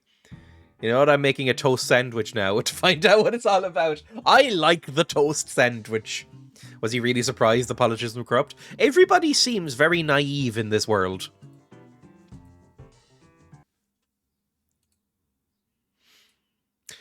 What in the world were you thinking? After the meeting is over, Soryu has an angry look on his face when the guys return. Like I said, it was just to kill time. Mr. Itchy and Ota don't seem bothered by Sorya's attitude. Just like Isuzuki's auctions. It was pretty amusing, just as I expected. Oh, give me a break. What's so amusing about an arranged marriage? That right there. Mr. Itchy looks at Soryu and doubles over with laughter. It wasn't the meeting itself, it was your reaction. I hardly ever see you act like that. Act like what? He did seem a little grumpy, but... He was grumpy because Jinguji is extremely popular with women. He's a third-generation politician. Even you know that, right? And you're a dumb broad. What? Are politicians traditionally really popular with women? I don't understand this comment. Well, I've heard some of my co-workers say how hot he is. What are you getting at, Asuki? Dreya might fall in love with him, right? And Soryu is surprisingly jealous. What? Soryu? Jealous over me? Please select one. Ooh! Right. Why seems like we're fishing for compliments. Don't like that. Don't like that at all. We're not going to go like, Oh, but why would he love little old me? that's not a good look. No way seems insulting. Like, that could come across as like, oh, no, Soryu? No, we want to fuck him. Really, maybe is the best way to go. Really? You know, just be a bit surprised. Maybe he'll realize that he's not coming on strong enough. Are you serious? Don't listen to them. I'm not into girls. Oh, look who's being shy. If you keep tasing him, you'll get a gun pointed at you again. Click. Oh, I thought there was a gun pointed at him for a second there. Oh, it's Baba. Welcome Hey, what happened? Huh? Hearing Ota cry out, everyone turns towards the door. Mei Ling, you're so pale. Dreya, What happened? Well, Mei Ling sits down on the sofa, and after she calms down, she and Baba explain everything. Today, I took her out to Amayoko, and somebody stole my sick fedora, and we were attacked by some guys in black suits. I think they were ninjas. Luckily, we managed to get away thanks to my sick fighting moves I learned on Reddit. You took Mei Ling out of the hotel? This wasn't the first time either, was it? Well, you know, it's boring being cooped up in here all the time. There's too many women. That's not the point. Why wasn't she wearing some sort of disguise? Well, I've always wanted to go on a date with a girl wearing a Shang Sam. Did I mention that I fell into sort of a 4chan thread about traditional values? Now I think all women belong in the home and they should all wear these sort of specific outfits. I'm reprehensible. I can't believe you. Now, Mei Ling has had a rough day. Don't make such a big deal out of this. Guess we can't hide her anymore. Do you have any idea what they could be after? We're looking into it, but it's pretty hard to find out. We need to do something quickly. Because if something happens to Mei Ling, you will all be held accountable. If Mamo were here, we could have him use his police connections to check it out. Where is Mamoru lately, anyway? That's right. If anything happens to Mei Ling, Soryu is going to be held responsible. He's a mob boss. Let him get fucking shot. He's not... I don't even know if he's the hottest one out of all of these. It's probably Ota. Oh, you know, Arnold Schwarzenegger guy. I think he's probably the hottest. The rest of these guys all look a bit weird. He's treading on thin ice. Hey, Dreya, do you think I should go back to Hong Kong? Mei Ling, I was able to be a normal girl here instead of a mafia princess. And Baba and Ota showed me a lot of fun down in the back room. But... She lowers her gaze and clenches her fists. But if me being here is just going to cause trouble, it's probably better if I went home. Back to being the daughter of a mob boss. Oh, woe is me. I don't get to have proper friends. Where? I hate this character. Mei Ling. The sadness in her voice makes me toughen my resolve. Fedora lad for me. That night, I walk along a deserted road alone. Will a simple plan like this really work? I'm now desperately trying to think of a Simple Plan song to reference, and I don't think I can. What did Simple Plan sing? Did Simple Plan sing that really awful one, like, how could this happen to me? I made my mistakes. Life goes on. Is that Simple Plan? I actually don't know. I'm wearing what Mei Ling wore today, so if they're watching her 24/7, they should attack. I'm so nervous a cold sweat starts to drip down my back. I'm scared, but... But what? Let me be bait. What? Bait? No, women should be in the kitchen. I didn't know the actual plot because I missed the first stream. Whose daughter's Mei Ling? Mei Ling is the daughter of a Hong Kong crime boss. She's been brought here to sort of safekeep and maybe find a husband, right? But we've been impersonating her because people are trying to assassinate her. That's basically the plot. But now her identity has been revealed. This is a dating sim. Yes, I'll let myself get captured. If you follow after them, they should attack me. Not the hot guy's daughter. Maybe they'll lead you back to their headquarters or something. Are you for real? Even if you get kidnapped, you do realize it'll all be meaningless unless they lead us to their boss, right? Yes. Aren't you scared? I am, but isn't it better to solve the problem now? So we don't have to worry about getting attacked anymore? I want Mei Ling to be able to spend more time as a normal girl. Flirting with your body double's dad sounds a bit bad. Dreya? Because if anything happens to her again, Soryu will be blamed. We don't give a fuck about anybody but this evil, evil hot boy, do we? We're a bad person in this game. So if there's anything I can do to help, we don't give a fuck if she dies. That was just revealed there. We don't give a fuck if she dies or not. It's all about getting Soryu to sleep with us. We deserve each other. Can't we try it? Am I not dependable? Soryu remains silent for a while and then hesitantly says, I'm having a hard time agreeing to something so dangerous. We just want to be loved by the hot gangster man. You were mailing stand-in to keep her out of danger. But now you actually want to catch the bad guys? Is he worried about me? That's all the more reason to do it. Oh, Dreya, go make some friends. Like, you need to not... You clearly have some issues. Look, Dreya has some issues. She clearly is very insecure. She seems to fucking hate herself. Like, this is not a good look. I don't know if you're ready for a relationship right now. Soryu, I have to earn that 20 million you spent on me. No, you fucking don't. They bought you in a black market sale. And I trust that you'll protect me. I can't get past the fact that they bought us in an auction as a slave, and we're fine with it. We got over it in like a day. I gaze at him steadily and smile, and Soryu heaves a sigh. You're hopeless, you know that? So then? Soryu looks into my eyes and continues. All right, I'll protect you no matter what, Dreya. Okay. Sure. Soryu will protect me no matter what. I'm not scared when I think about that. I tell myself as I walk down the street at night.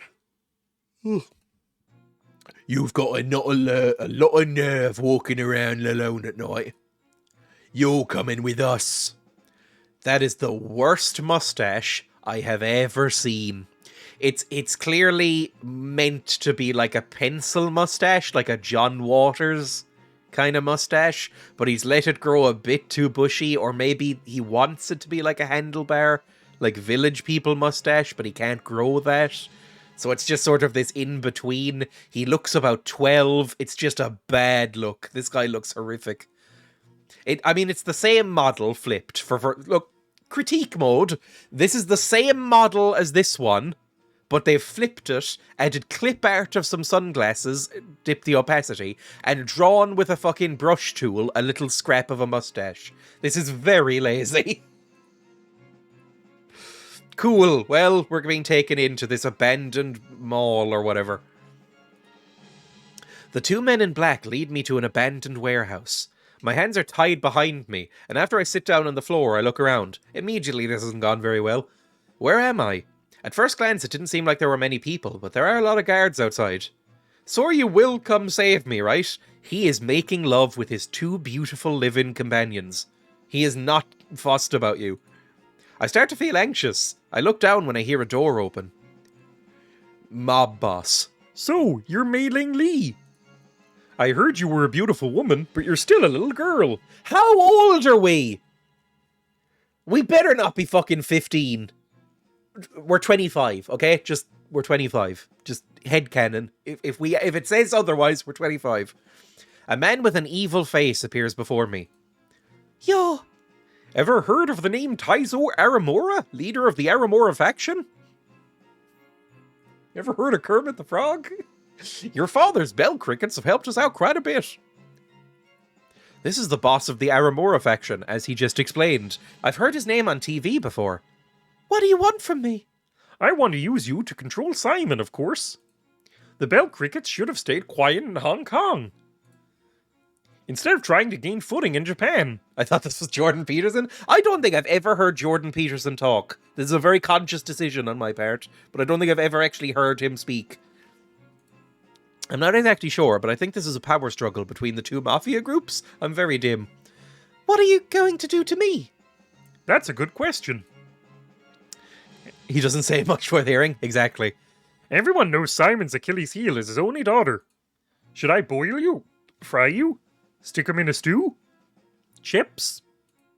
Or should I get you ready for that first? The mob boss grabs my chin and taps a dagger against my cheek. I wonder what he'd do if he cut up this pretty little face of yours. Ah!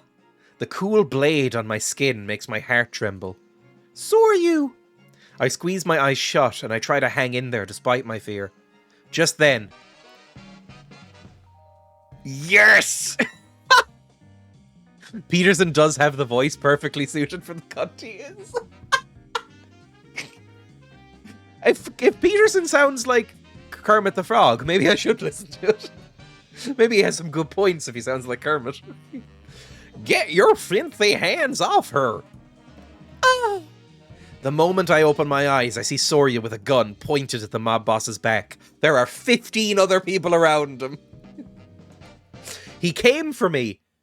Come for me, Soryu. Come for me. Be a good boy and come for me. What the? Where are my guards? You might want to get you might want to get better ones next time. Gold. What? Don't tell me they're all. Soryu doesn't move and he looks over towards me. Sorry I took so long. Gold! Sorry I took so long. Soryu! Please select one. I knew you'd come. I knew you'd come. I knew you'd come. Of course I did. I said I'd protect you. I know. You did great, Dreya. I've never seen Soryu smile so gently at... I'm banning you from your own stream. I've never seen Soryu smile so gently at me like this before. I was finally able to help him. Oh, you poor girl. I mean, you poor woman. Like, you're so fucking broken. Like, this is not good. Just as I breathe a sigh of relief. Get away from the boss. A mobster near the entrance yells angrily. There's more of you? If you want trouble so much, go ahead and join your boss. No! No, this better not be a betrayal. Not Chastity Cage guy. I'm sorry, sir. Did you, okay, if he's just inept, that's fine. If he's just inept, that's cool. He can still be the Catboy maid while we live together in harmony. Like, it'll be me, Soryu, and then Catboy maid just kind of hanging around. That's my marriage. Okay, that'll be the marriage. Did you follow me? I was worried about you, sir. The mobster has a knife pressed against Roisuke's neck and demands, I'll say it again. Let go of the boss. Grrr. Sawyer bitterly lowers his gun, and the mob boss punches him, knocking him off his feet. Arg! Are you? Saw you. Looks like the tables have turned, brat. Oh no, what's gonna happen to us? That's the end of the chapter. Okay, cool. Oh, we've ticked over into happy ending territory. So unless we massively fuck it up, we are going to get the happy ending. Don't fuck this up. Huh, serves you right, brat. Ugh. The boss of the Aramura faction kicks Soryu repeatedly on the ground. Stop! That's enough! Stop it! He's already dead! You mean like Henry did back then? Haha, that's what you get for pointing a gun at me. Aren't you lucky to have such a loyal man working for you? Just forget about me, sir. Don't move. You want to get killed. Every time he kicks Soryu, he moans through clenched teeth. Kick. Oh. A puddle is forming underneath him.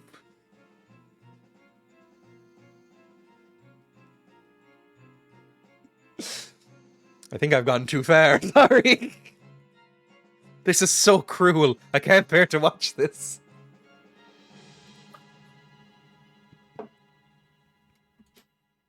You know he's into that sort of thing. He's a mob boss.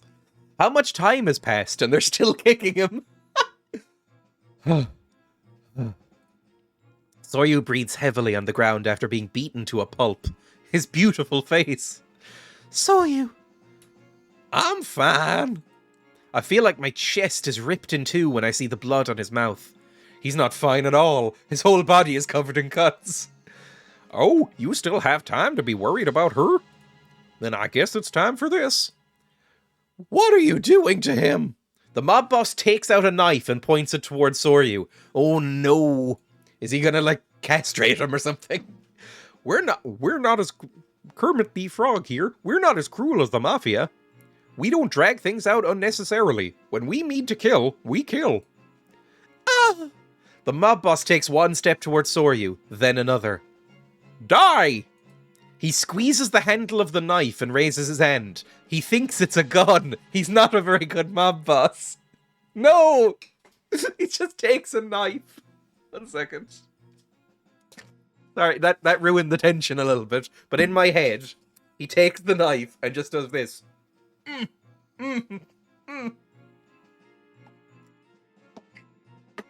Everybody's very inept in this world. Stop! Bang. Did he shoot the knife? Squeezes the handle of the knife, is shocked that it doesn't fire. Seem damn thing's broken.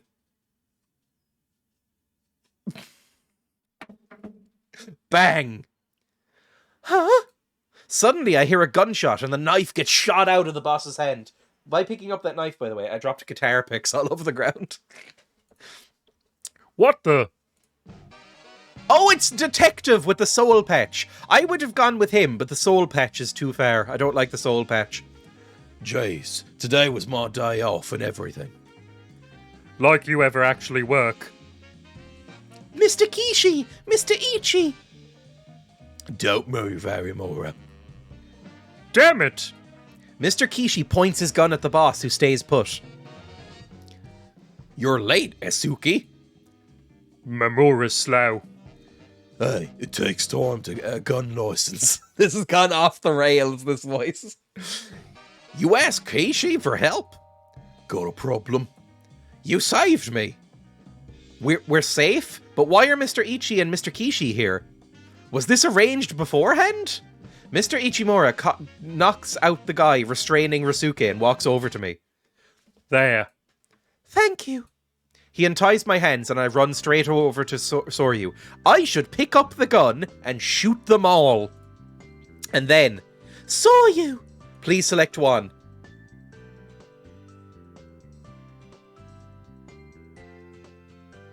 Is it time? Is it time? I think it might be time. The music in the background would imply it's time.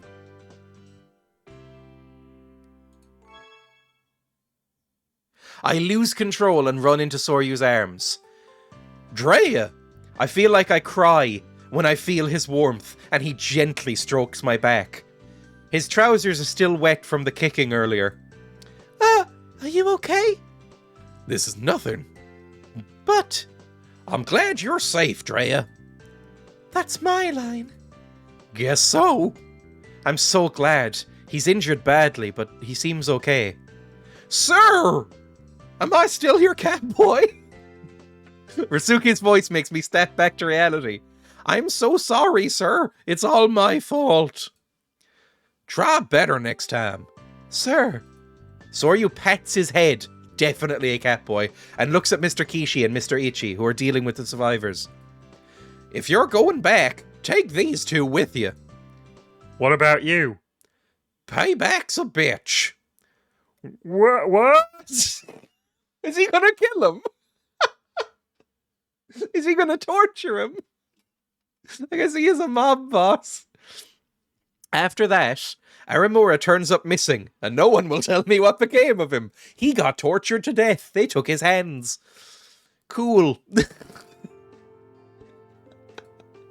And now we're just in a cafe. Dreya, good work today. We got done pretty early today. Yeah, I have an errand to run after this, so I went as fast as I could. Now that the Aramura faction is taken care of, all I have left to do is to go to the remaining marriage meetings. Could that errand be with your boyfriend? No. But you leave as soon as you're done with work, and you never ever come back to the dorms. That's because I have to do those marriage meetings. I silently make excuses to the very curious Sakiko. How do you silently make excuses? That reminds me, now that the danger's gone, there's no need for me to stand in for Mei-Ling. Well, today's meeting is the last one anyway. You'll introduce us, right? What? To your boyfriend in the penthouse. What's he like? Shizato asks gently, and I say, I don't love him. At least, I think I don't. That's not an answer! What's he like? I don't love him.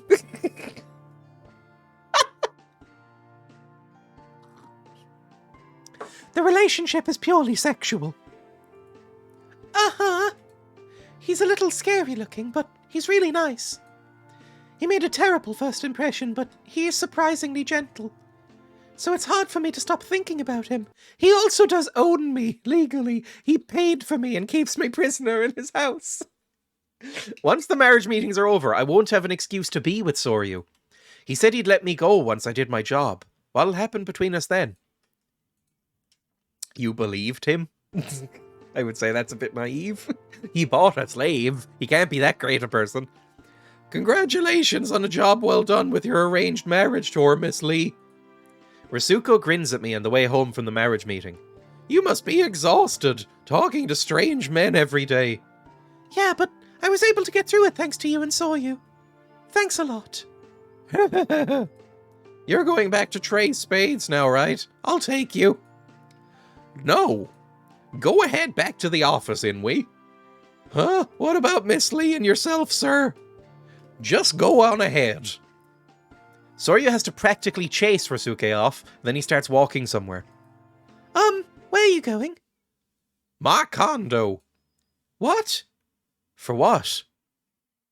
You've been there before. Are we following him back there? Are we gonna be the new cat maid? Is he gonna have 2 cat maids? I wouldn't mind being a cat maid, I think. I don't know, there's probably worse lives that you could be. Just, Because Ryusuke, or whatever his name is very clearly a cat maid. So I think we might be a second cat maid. Or maybe we'll be in charge of the cat maids. Something like that. How is it? I think it's pretty good, but... I say hesitantly as Soryu eats the omelette with a scowl on his face. Delicious. Good. He said the same thing the other day with the same unpleasant expression on his face. This isn't good for my blood pressure. After we arrived at Soryu's house, he ordered me to make him omelettes. Are omelettes a sexy food? I don't think so. I don't think I'd cat maid in chief. I don't think I'd consider omelettes to be a sexual food. They're a bit kind of heavy, aren't they? I wondered why we were coming here, but I'm glad he's letting me be here again. I don't know if there's any sexy food. I don't know if there's any food that I'd like to eat before, you know, doing stuff. Like, just, you know, I don't want to be full. Have you gotten better? The eggs are fluffier than last time. Oh, you noticed? Actually, I asked the restaurant chef his secret to fluffy eggs. Since you like to eat them so much. Really? Yes.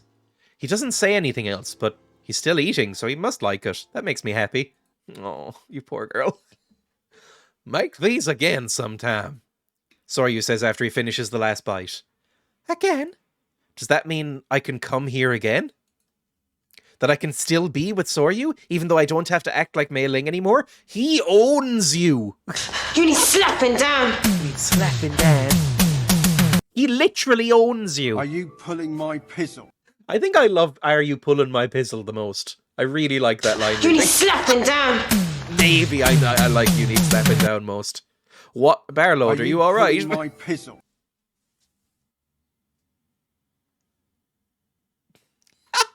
Anyway. That I can still be with Soryu even though I don't have to act like Mei Ling anymore? I must say the slapping down one does not sound like it's from a TV show. It's from the best TV show. I don't know if I've played that clip in a while. Hang on.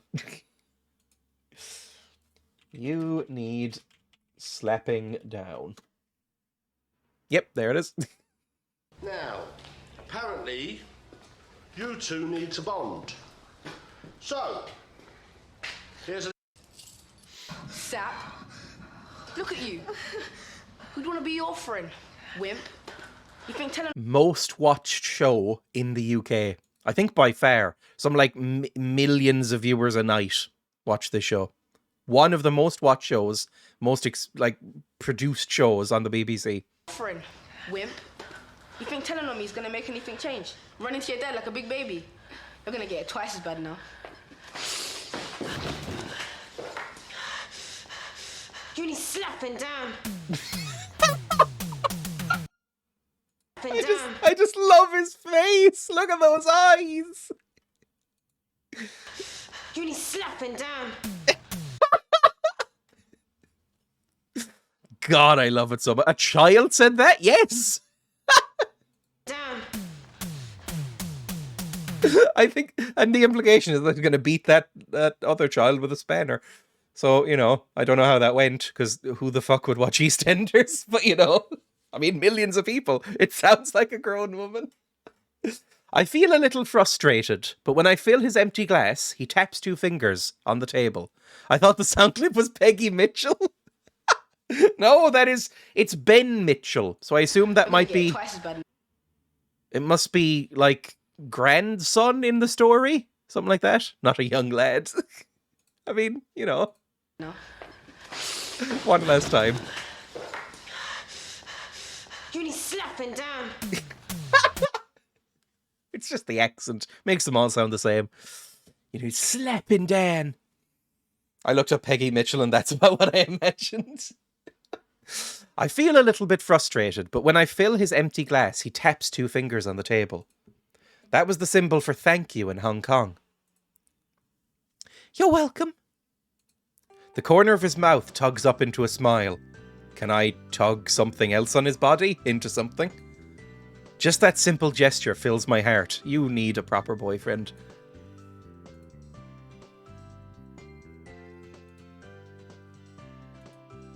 Soryu says he'll take me back to the hotel after he takes a shower, and he disappears into the bathroom. He's going to take me there, even though no one's after me anymore. So are you. He made the worst possible first impression on me. First I saw him smuggling guns. Then he bought me off a black market auction. Yes, he did! Why are we okay with this now? Our first introduction with him was him pinning us against a wall and saying, "Don't say anything or I'll fucking kill you," when we caught him smuggling guns. Then he bought us in a black market auction as a slave, and now we're in love with him. When I tried to run away, he threatened my life if I told anybody. I was really terrified, but at some point, I wasn't scared anymore. What's that place? Stockholm? Is there something named after that? Can't remember. Do I want to be with him more? I realize that there's been a change inside of me. I can't fight the sleepiness that comes over me, and I drift off right there. Has he drugged us? I wouldn't be surprised. I hear you need slapping Dan. Who is Dan, and why does he do all the slapping? It's the Cockney accent. They can barely speak. You need slapping Dan. Down becomes Dan. Has he put, like, hypnol in my fucking eggs or something?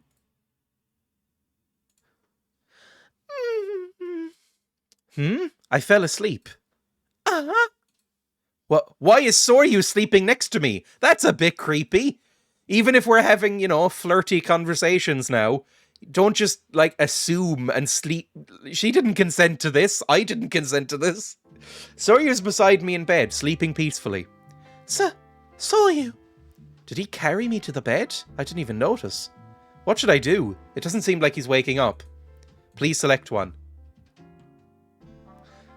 Obviously, we lean close to him, right?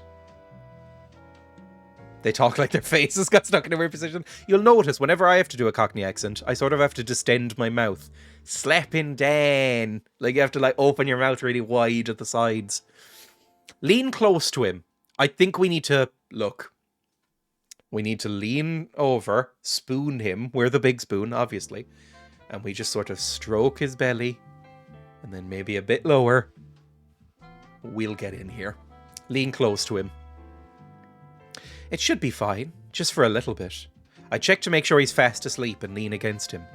Fresh from the bath, he still smells like soap, and my heart skips a beat. Soryu. I'm startled when he responds and my heart thumps. I wasn't doing anything. Wait a second, I think he was just talking in his sleep. That scared me. Okay. Ooh! We still have no eyes, but we're in bed with him. He doesn't know, but we're in bed with him.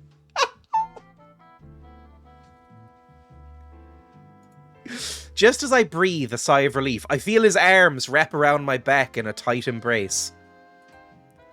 Huh? Soryu?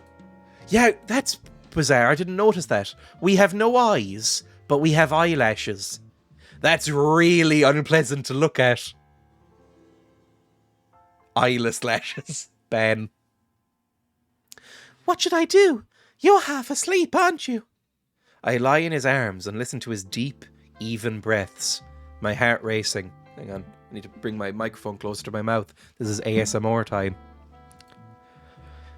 My heart is beating so fast that my chest hurts.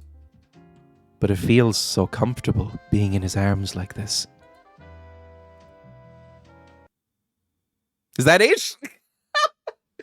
I want to be with Soryu, even if I don't have to be Mei Ling anymore. You need slapping down. Because I'm in love with him.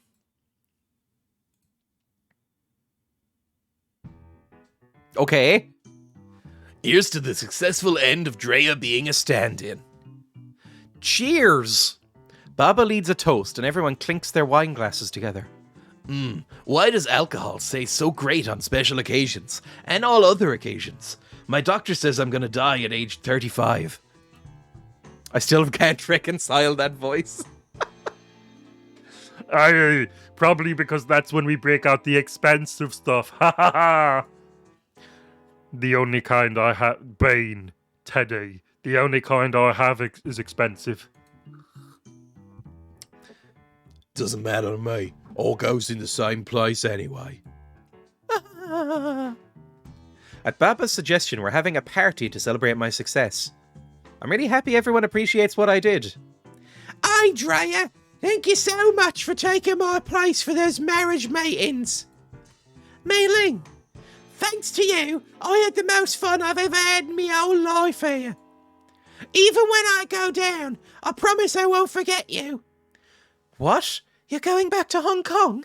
Well, the reason I came here to find out was to find a husband, but all these men are pricks.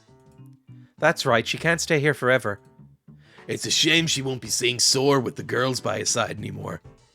Oh, that's kind of sad. Hey, if Dreya's worked off her debt to Soryu, this time I can... No, thank you. Hey, I wasn't even finished yet. It's impolite for a woman to interrupt a man. I'll have you know I read that on a forum. Women are natural... Oh no, Jesus, I accidentally hit escape. Do not quit the app. I read on 4chan that women are naturally subservient to men, and it's all this sort of liberal education that's making them different.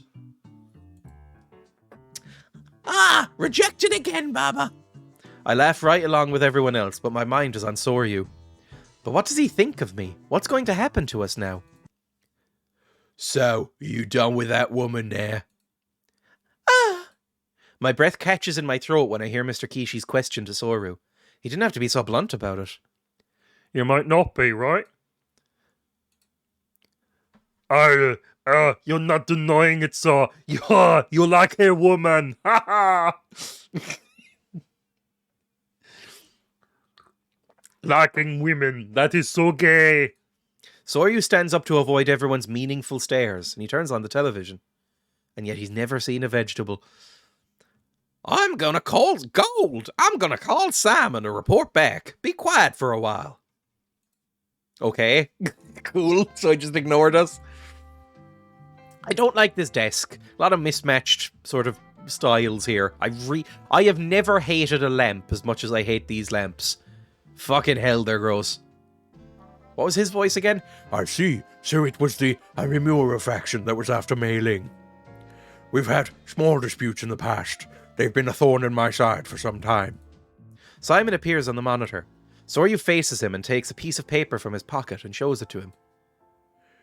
You don't have to worry about him anymore. I have a contract saying he'll never interfere with the Bell Crickets again. It's his severed face. Just like on a piece of paper, like some taffy. And it's written in his own blood. What? You managed to best Arimura? Well done. Thank you, Soryu. I just did what was expected of me. No need to thank me. I don't really get it, but I guess Soryu did something really incredible by cutting off that man's face. Now, regarding Mei Ling's arranged marriage meetings. Yes, how did they go? I arranged for Mei Ling to meet with several men, but none of them caught her interest. I did the best that I could. I'm sorry we didn't have more success. I see. But Soryu... But Soryu really tried hard for me, Daddy. So we can thank him somehow? Simon looks at Mei Ling's face for a while, then returns his gaze to Soryu. I wouldn't call it a failure at all. Pardon? There is someone who gained Mei Ling's trust after all. I'm not sure what you... After a long pause, Simon says solemnly. I've found Mei Ling's husband. It's you, Soryu. No! That bitch! I'll fucking claw her eyes out. He's mine. I've gone through too much now, and gotten too Stockholm syndromed to give him up now. Mei Ling's dead. I'd like you to come back to Hong Kong as Mei Ling's husband and the future boss of the Bell Crickets. No! To be continued? We're like full on in the happy ending. There's another fucking episode. How many episodes are there? How many episodes of this are there? I can't believe this. Miss Lee is actually Dreya? And Dreya is the real Miss Lee? After Rasuke finds out I was just pretending to be Mei Ling, he purses his lips into a pout. And Soryu has to come over and pat his head and give him a treat. I'm sorry, Rasuke. It's fine. I'm sure it was Mr. O's idea. It was. So you can go ahead and call me Dreya now. No, you're still a Mafia princess to me, Miss Meir. And I promise to serve you forever. Please, for the love of God, let me serve you. Serve me, but I'm just a normal person. Not to me. Not to me. You're like a princess to me. Can I see your feet? Rasuke stubbornly won't relent, and I'm not sure how I can respond to that one. Hey, doggy, enough about that. So, what's going on with Soyu's marriage to Mei Ling? Ota asks, bringing up the topic everyone wants to know about. That's on hold for now. But if Mr. O marries the real Miss Lee, then the Ice Dragons and the Bell Crickets will basically merge. And it'll become the most powerful organization in Hong Kong. Which means... That'll solidify Soyu's position in the organization. Yes, he's basically guaranteed the position of being the next Mafia boss. Not a bad deal, if you ask me. The Bell Crickets have always been a moderate faction. Their ideals are close to Soyu's. I see, which means... If he can gain control of the Bell Crickets, he'll be able to oust his current boss. Pretty lucky break for Soyu. I heard Soryu isn't happy with the current boss of the Ice Dragons, so he can get rid of him if he marries Mei Ling. He can kill him. Then he might be able to create a Mafia faction in his style. Which seems to just be the cops, which it might be worse, honestly. I mean, Soryu seems to just want to be the cops, but I don't know why he didn't just become a cop. He seems obsessed with them. I guess he's like generational passed down Mafia boss. He seems to just want to make like Cops 2 better cops. Where is Soyu anyway? Didn't he come with you today? Yes, he said he had some business with Miss Lee and that they should be in the casino now. The casino. Miss Lee has to go there. So they're alone. I wonder if he wanted to talk to her about their engagement. Suddenly, I feel depressed. Baba stands up. I haven't played at the casino for a while. Come with me, Dreya. Is this character growth that he's no longer wearing his fedora? I think that might, like, be a character arc. I think buying a fedora and then having the realization that the fedora is bad and evil, that's enough of a character arc. I went through it when I was 14. He's going through it a little bit later. Next is... Oh, for fuck's sake, I was just giving you the benefit of the doubt. Well, Redditor is back. Next is 5. Baba declares, and puts his chips down on the table. He rolls the dice and it comes up as a 7. Lost again. I suck at craps. Wanna try, Dreya? I'll pass. I have terrible luck. Now, you can't decide that you're gonna lose before you even try. After all, I'm still chasing after women, despite being a reprehensible sleaze. That's pretty impressive. I know. Baba smiles at me teasingly. Sorry, wrong voice. I think he's guessed that I'm thinking about Soryu, and that's why he brought me here. Thank you. Huh? For what? That hat looks like it was just pasted on top of the drawing of him. I guarantee it was. This is a really popular app. Welcome, Jan, by the way. This is a really popular app with a lot of reviews. Like an incredibly popular app. Every piece of art looks like it's been taken from a different place. There isn't really... And it's all slightly poorly cut out. Like, I can see the edges on his character model. I can see, like, the jagged lines. Like, they've just used the magic wand tool and used too low of a tolerance. Hello, Emmy, welcome. Like, this is... Like, you can see the clipping here. Like, they've clearly, like I said, used the quick select tool on an anime boy and forgotten to, like, do any smoothing or feathering or anything. It just looks... It's badly made. I hope you're doing all right, Emmy, by the way. You've been through a lot of weird shit. Never mind. All right, let's try one more time. I stand beside Baba as he bets again, and I scan the room for Soryu. There he is, Just notice the JPEG artifacts all over the background. It looks better, somehow, it looks better on the preview window, what's going out to you, than it does on my screen.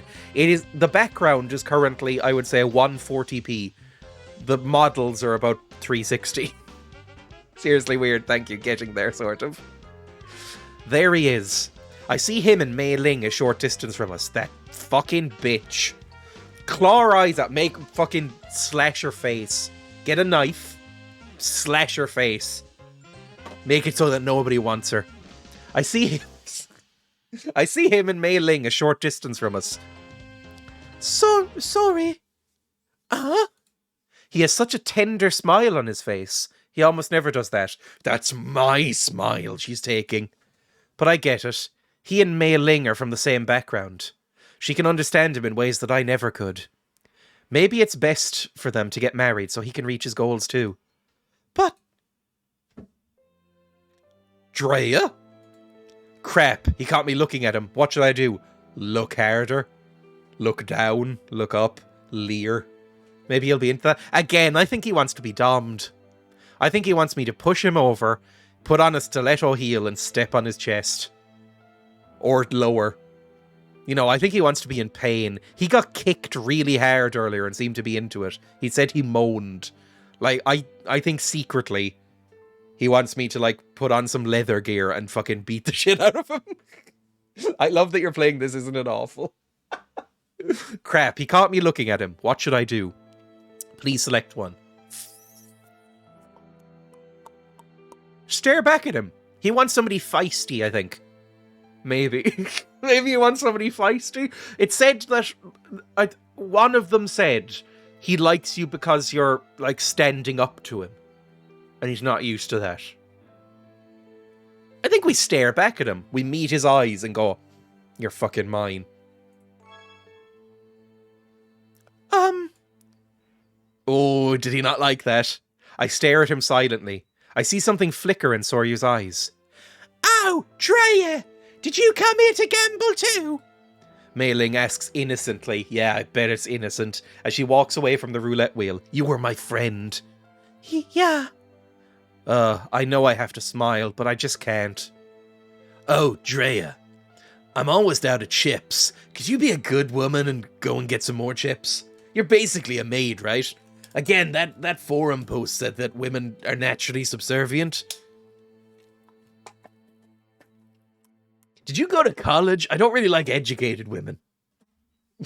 I'm almost out of chips. Huh? Sorry, I have some up in my room. Can you go get them for me? Sure. There's no rush. Baba watches me walk away. Creepy. And I hurry towards the exit. I picked him too. Thud. Oh, I'm sorry. Not a problem. Wait, Dreya? Why are you here? Oh, The moment I see Sakiko's face, I feel the corners of my eyes grow hot.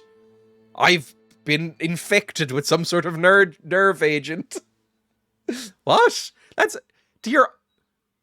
I assume I'm about to cry. Why... I've never heard it described like that. Your eyes getting hot. Hey, are you alright? Are you crying?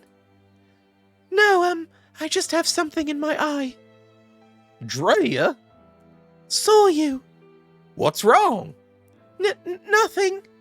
Can you come up to the penthouse later? Gold! I have something to tell you. Do I have to go? No. I understand. Sorry I asked. For a moment, it looks like he wants to say something. But then he goes back to Mei Ling. Soryu's definitely the hottest. Everybody has said that he's the hottest. I think Ota is the hottest. The night I spent at his house, I felt so close to him. But now, as I watch his back as he walks away, he feels so far away. Dreya, is he a penthouse guest? Yes.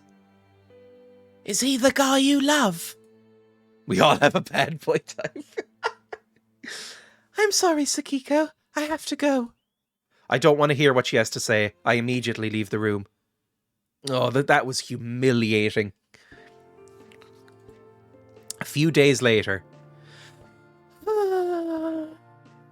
I find myself sighing over and over again as I change the bed sheets.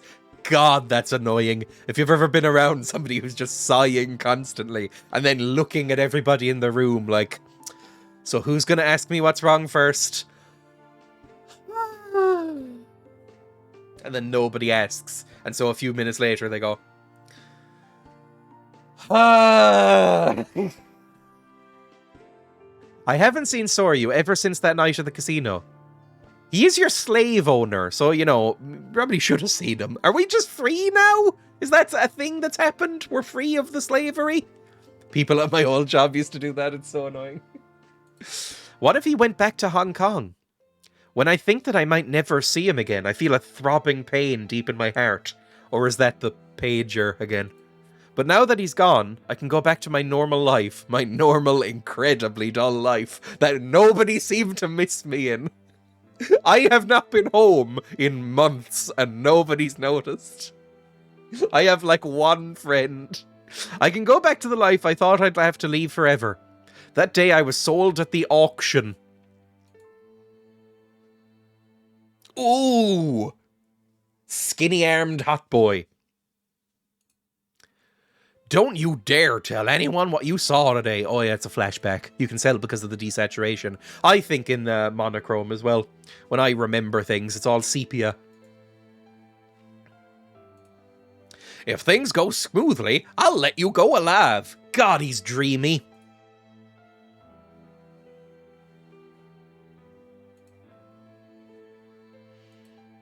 Jeez, here, put this on. Oh, you just almost got molested by some random guy who pushed you in the mud. What were you dressed like that?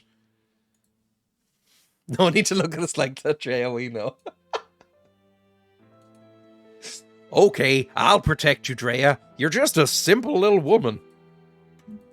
This game has made me very mad. It's not how I imagined his voice. I'm not happy at all. Because if I go back to how my life was before, that means Soryu's not in it, and I won't be kept captive anymore. In a cage. That's from a pretty face, my lady. Huh? Oh, fuck. Of course he's wearing a Of course he's wearing a fedora, so of course he says milady. I should have known. Hello, Monkey Pit Arc. Monkey Pit Arc. I'll just call you Monkey. Hello, Monkey. Hola.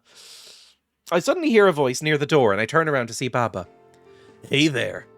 Baba, what are you doing? He always turns up in the most unexpected places. This time a guest room. You've been following me for 1 year, 3 weeks. I have been streaming for too long, it turns out. Jesus. 1 year, 4 weeks even. I chuckle as I stare at him with wide eyes. That's better. Before you look like a wilted sunflower. He's such a fucking Redditor. Such a Redditor. I'll also ignore that it's sending the message twice. I have Nightbot set up to do it and stream elements. I should probably just disable the one for Nightbot, really. That's a really weird metaphor. He leans slightly against the wall and he crosses his arms. Is Soryu the reason why you look so sad? I don't like it when women look sad. You should be happy all the time and you should always wear lingerie. And you should probably get in the kitchen. Now that the arranged marriage meetings are over and he doesn't page you up to the penthouse, are you worried you might never see him again? I'm happy I've had a long time. Busted. I like that boy band. Emmy beat me by 6 minutes. I hesitantly nod under Baba's knowing gaze. This is not a knowing gaze. This is the vacant stare of somebody who listens to a lot of Jordan B. Peterson and Richard Dawkins. It's good, to be honest. I'll reward you by telling you something. Soryu ran into some trouble with the main faction of the Ice Dragons. He's dead now. Here's his fingers. And he had to go back to Hong Kong. What? So he's not even in Japan right now? He thinks it's a knowing gaze. This guy reads pickup artist books. That's just something I know intrinsically. This guy reads books called, like, How to Scam Women. Or, like, How to Neg. You know, just, he's one of those. He thinks that hat is the coolest thing anyone's ever worn. Is that what he wanted to talk to me about that night at the casino? He'll be home soon, apparently. That's the reason why, so you shouldn't worry. I don't know. I totally thought I'd never see him again. Feel better? Yes. Satisfied with my answer, Baba's smile widens. At least now you won't be whining and sighing all the time. Hey, Dreya. Like I said in the casino, you shouldn't give up before you even try. Excuse me? You think Mei Ling's better for Soryu, even though you're in love with him, right? Baba continues in a gentle tone of voice. I know that Mei Ling is more similar to Soryu than you are. How they were raised, the things they worry about. But just because someone's similar to us doesn't mean we're attracted to them. That's only one aspect of it. Doesn't being different from someone make you want to know more about them? It might be difficult falling in love with someone who leads a different life, but I don't think it's something you two can't overcome. I mean, look at me. I produce a podcast on how women should be more demure and pretty, and that Western liberal media has poisoned femininity. And women love me. He steps out of the shadows, and he doesn't have his usual teasing smile on his face. I wonder if he's ever fallen in love with somebody like that. Nah, I'm just joking. I wish I could have been the one to steal your heart, my lady. Baba. Please select one. Oh, please steal it. No, don't steal it. We're loyal to our mob boss psychopath, right? Mob boss psychopath is the one for us, I think. Oh, I think we're pretty in the pink anyway in terms of getting the happy ending. No, he's a creep. Soryu always. I know, I hate him.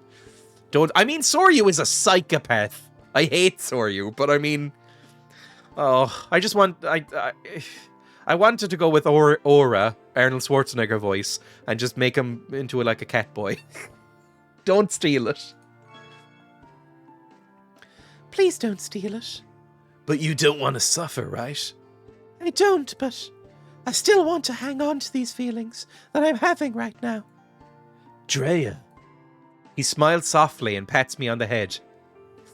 Ignore that. There's a few hints in this game that we might be younger than I'd want. So let's just, again, we're 25.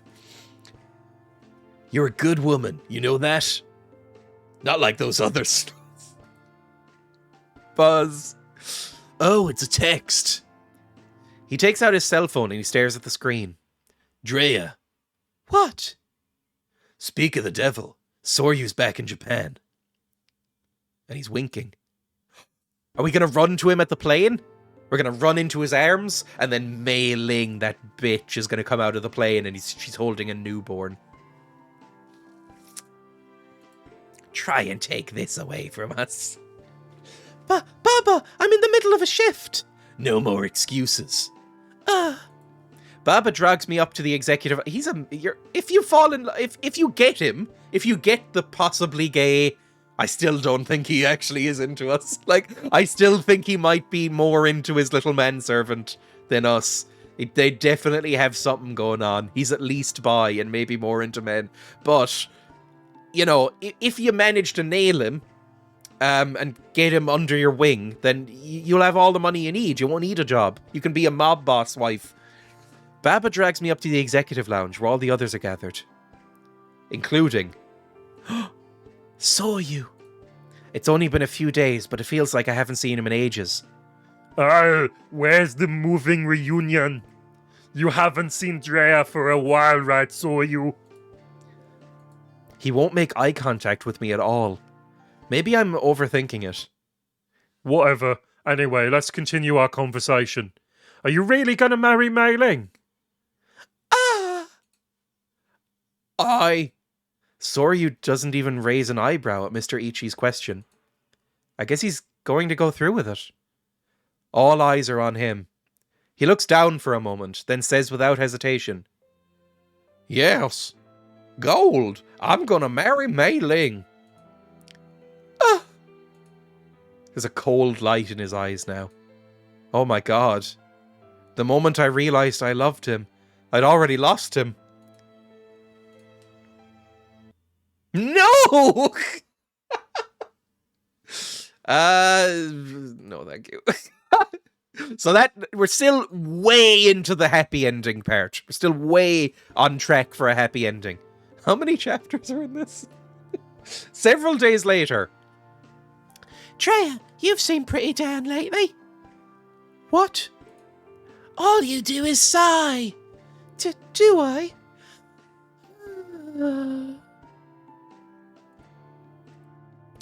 Yes, I'm gonna marry Mei Ling.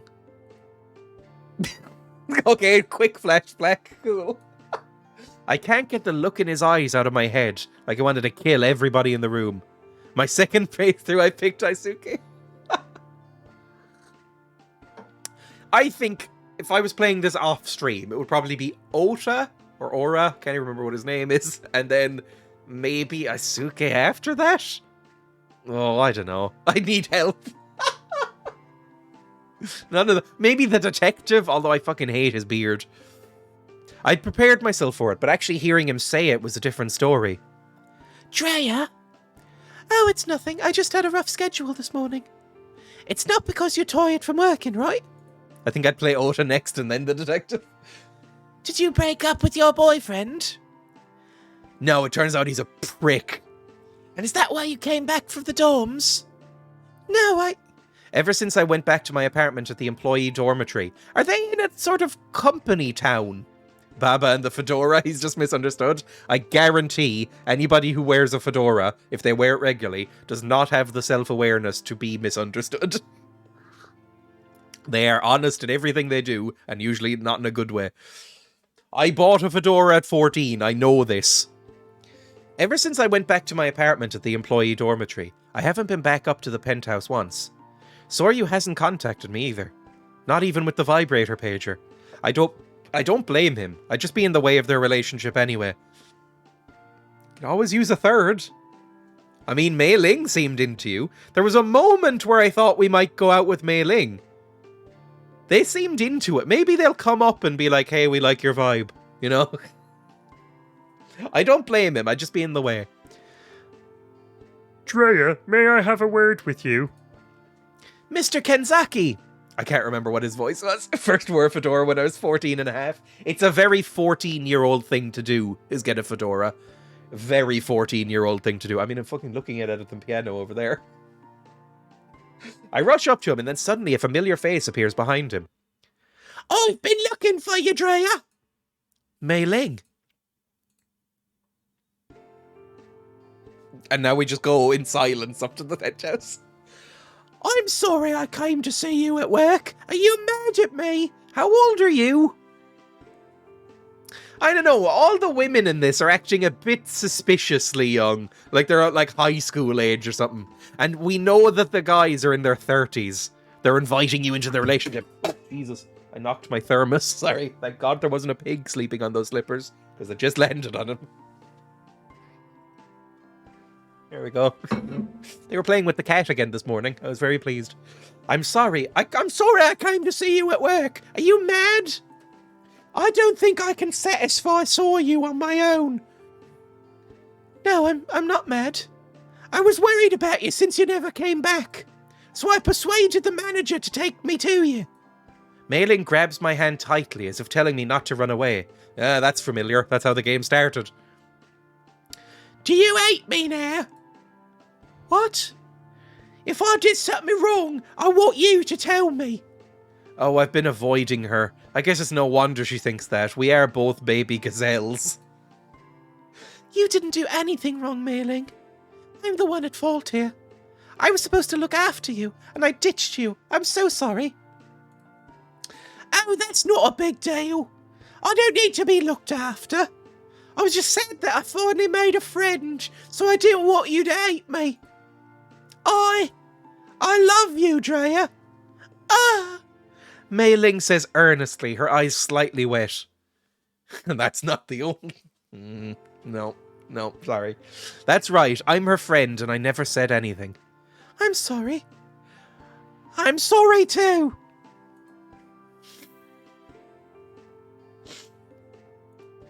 After I smooth things over with Mei Ling, smoothly, I take a deep breath and I say, "Congratulations on your engagement, Mei Ling." When I say that, I feel like it's brought an end to my feelings for Soryu. No! Don't give up! But, Thanks, but you shouldn't congratulate me, because I don't want to get married. she says with a pout. That's right. It was obvious that this was something Simon ordered for her. But didn't you agree to it because you thought you could love Soryu? No way! It's nothing more than a fucking business deal. Fucking business cunts. Business? Soryu said if we get married, I can be free. Free to go out. Free to make friends. Free to fall in love. Free to do what I want. And in exchange, I'll back Soryu in the Ice Dragons. Hey, wait, free to fall in love? Well, we don't love each other. He's not into girls. I think we might even live separately from each other. I knew a couple like that in real life. They owned 2 houses next to each other. And one of them lived in one house, and the other lived in the other house. And all the people on my street would kind of comment on it in kind of a real gossipy way. Sorry, I kept up the voice. That was real, that story. I think we might even live separately from each other. That's not being married at all. I don't have any intention of being married. That's why it's a business deal. I was very confused. But I just want both of them to be happy with me. Both of them. How would you feel about you and me and Soryu all being in a menage a trois, and then Soryu's little friend can be like our maid? Like, he can wear a collar and have cat ears and little thigh highs. Like, you know, he can be our cat boy maid. What would you think about that? Because that's the vibe I get from Soryu. Yes, a lovely little polycule. Exactly. Even if they don't love each other now, I thought they could in the future. I was able to congratulate her because I truly believe that. Please select one. That's sad. I don't get it. Are you okay with that? Oh, I don't know. That's sad. Say that's sad. We'll be, you know... Or are you okay with that? You know, maybe we shouldn't promote our own ideals. Maybe we should ask her what her opinion is. Are you okay with that? Are you okay with that? Will that freedom actually give you happiness? Yeah, fucking will. Are you sure, though? Yeah. Mei Ling. That reminds me. The other day in the casino, Soryu said that you were as bright as the sun and just as unpleasant as look directly at. What? He said that? I swear, the only time he ever smiles is when he talks about you.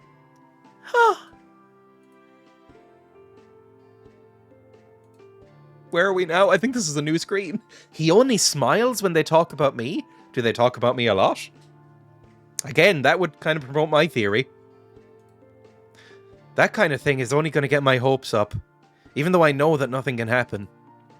I can't stop thinking about what Mei Ling told me, but no matter what, Soryu's going to marry Mei Ling. So I have to give up on him. Yeah, but it can be a sham marriage. You know those, like, you can sleep with him and not marry him, you know. Like, if you know that it's a sham marriage, and they know it's a sham marriage, and everybody's consenting and cool with it, he can just be with you, and just stay married legally to her. Like, I don't... It's not really an issue, is it? Like, I know, it's kind of an issue, but it's not a proper issue. I leave the room and walk out into the hallway. And I see Mr. Ichinomiya walking this way.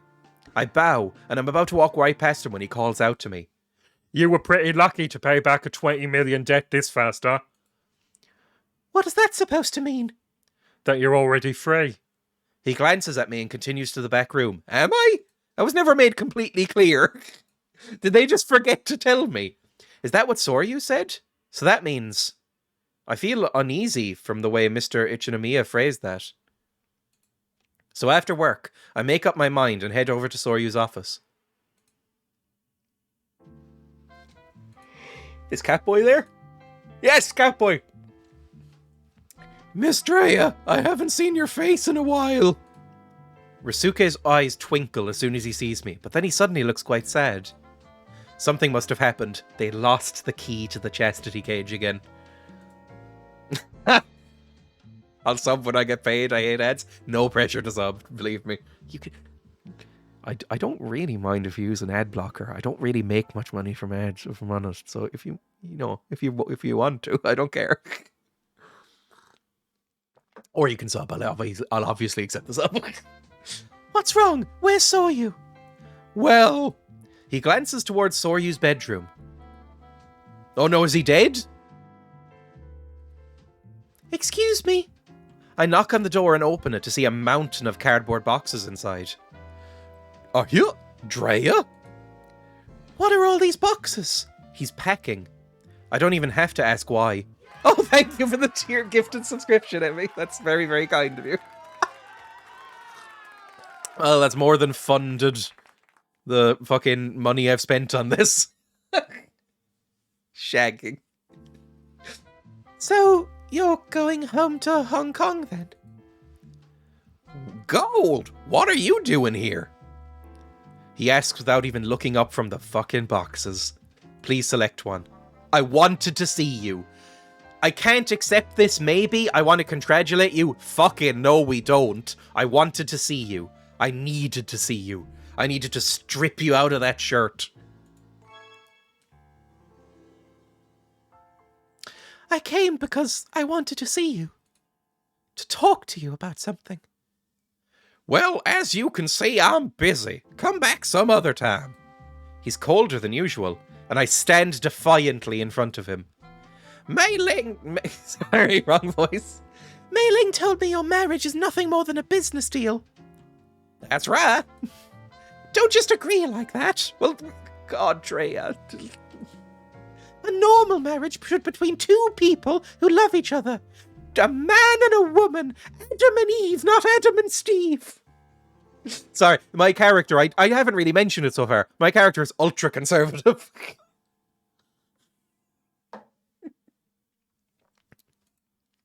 Not for personal gain, but because you want to be with that other person. Normal? There's nothing normal about the world I live in. How many times do I have to tell you before you understand? I can't understand. I'm very dim. He always tried to put up walls like this, but no matter what kind of life he leads, he's still a human. Or unless that's the twist. Unless he's not. Even though he's in the mafia, he's still normal like everyone else. This game has a fucking bizarre morality to it. Why do you keep running away from love? From happiness? Can't a mobster be happy?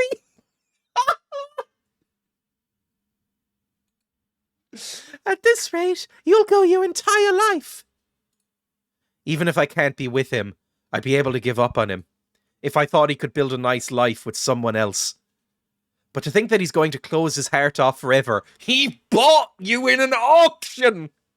Fucking kill him! Stab him in the heart! That's just too sad. Why are you crying? Is this a woman thing? No. I suddenly realize my vision is blurred with tears. Sorry. I just want you to be happy, Soryu. Soryu stares at me quietly as my body shakes with sobs. Damn it, there's just so much I want to say, but I can't get the words out. But even if I did, it'll be too late. Because he's made up his mind. He's getting married. This dialogue? Gidget, it's amazing. This is the first time I've seen you cry. Lately, you've been in so much danger, but you've never shed one tear. That's factually false.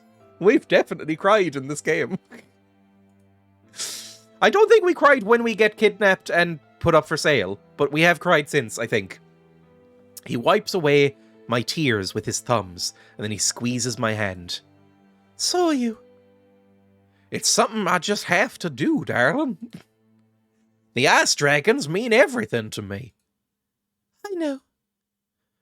But the time I spent with you wasn't all bad. And you're... What? Does that mean... Soryu pats my head and leaves the room.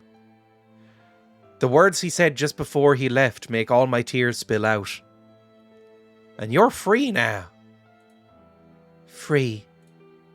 I sink down to the floor and suppress a cry. I wanted to stay with him forever. I'd pretend to be anyone he wanted if it means I could stay with him. You need to go to fucking therapy. Jesus, what happened to you? Like, before all this, what happened to you to make you this way? Something must have happened. I mean... Jesus. I don't want to be free. She needs to see someone and work on herself before getting into a relationship again. After some time has passed, the penthouse pager buzzes. I hurry to the executive lounge and Ota tells me what I've been bracing myself for. Soryu went back to Hong Kong yesterday with Mei Ling. He seemed really happy, and he told me to tell you that you were just a game to him. I see. I struggle to maintain composure, but my voice trembles. Are you sure you're all okay with that? You seem a bit hysterical. Do you need me to slap you? Don't you love him and all of that stuff? It seems a bit gay to me. Everyone knows how I feel, but... It's over now. I say, and I start to leave. But then Roisuke, the catboy maid, stands in my way. Is it really over, miss? Were your feelings for Mr. O that meaningless? Fuck you! You're more of a slave than me at this point. You should narrate a children's book with those voices. Roisuke. He continues, his shoulders shaking. I'm not very smart. So when I heard that Mr. O was marrying Mei Ling, I was really happy. It's been my dream to see Mr. O rise to the top of the ice dragons. I just like to see him on top of things. He's a good top. I know. But more than that, I want him to be happy, like when he's on top. I want him to marry someone who can make him happy. Everyone told me that you're in love with him. So I can't just forgive you for giving up on him so easily. Rasuke. I'm sorry, miss. It's not my place to say that. I'm really not very smart. After I hear Rasuke's desperate appeal, I feel the fire that had extinguished deep in my heart start to smolder once again. He's saying the same things that I said to Soryu. Back soon if you're still streaming, gotta take boyfriend to work, have fun. At least he's the only one who knows. I told him not to give up on happiness. So why am I giving up on happiness? On Soryu so easily. He's a mob boss flying to another mob boss. Like Pellis, probably. I still love him, but I was trying to run away from that. Looks like you've returned to your senses. Mr. Ichi, Hang on. Yes, I understand. We're ready. Mr. Ichinomiya hangs up his phone and stands up, jacket in hand. He's clearly wearing his jacket. The Stockholm Syndrome is strong. This is Stockholm Syndrome the game. This makes Beauty and the Beast look like nothing. I have an errand to run. I'm heading to Hong Kong right now. What are you gonna do? Huh? What do you mean? Do you want to come or not? Make a fucking decision, you dim-witted bitch. You've got 10 seconds. 10, 9... 8, 7... Even if I go, it might be pointless. 6, 5... Or he might be really cruel to me. 4, 3... But... 2, 1... I want to go! I'm going to go. I'm going to tell him that I love him. Please, take me with you to Hong Kong. What took you so long? He grins when he hears my answer. I'm not about to let Soryu get away either. We've had some times. They're all so homoerotic with each other. I'm sure that's intentional. Ooh, is this a helipad? All right, should we go? Are we getting to the chopper? There, I said it. I'm afraid of heights, guys. Isn't it a little late for that? By the way, Aisuki. Never mind, Kishi. But won't Baba be pissed when he finds out that we left him behind? Not a problem. Why not? These two talking to each other is fucking hell on my voice. I'll tell you inside. Hey, Dreya, don't just stand there. Let's go. Okay. I watch everyone board the helicopter and send my thoughts out far away to Hong Kong. Wait for me, Soryu. Oh, baby. Okay. Did that one go well? Okay, we're still in happy ending territory. We didn't go up or down. We're still maxed out. How many chapters are there? Whatever, fuck it. Ooh, I like this little background. It's been about 5 hours since we left Japan. We take a helicopter to board the Ichinima's private jet. Ugh. It is very Epstein-y. I mentioned this very much at the start. That the start of this game was very Epstein's Island-y. It's getting back there again with all the private jet stuff and the mobs. So, this is Hong Kong. There's so much energy everywhere. I'll do some walking streams when I get there. I was thinking of doing some IRL streams at some point. Like maybe going like forest hiking or something and streaming there. Just doing like a just chatting thing. It wouldn't be soon. But anyway, so many chapters. So this is Hong Kong. There's so much energy everywhere. We don't have electricity in Japan. This is all based on a real story. Soryu's somewhere in this city. I get out of the plane first, and Mr. Ichi hands me a sheet of paper. Take Anhui and head to this address. Huh? What about you and Mr. Kazaki, Mr. Ichinimia? We have something else to do. Something much more fun and homoerotic. Have fun! What's this address?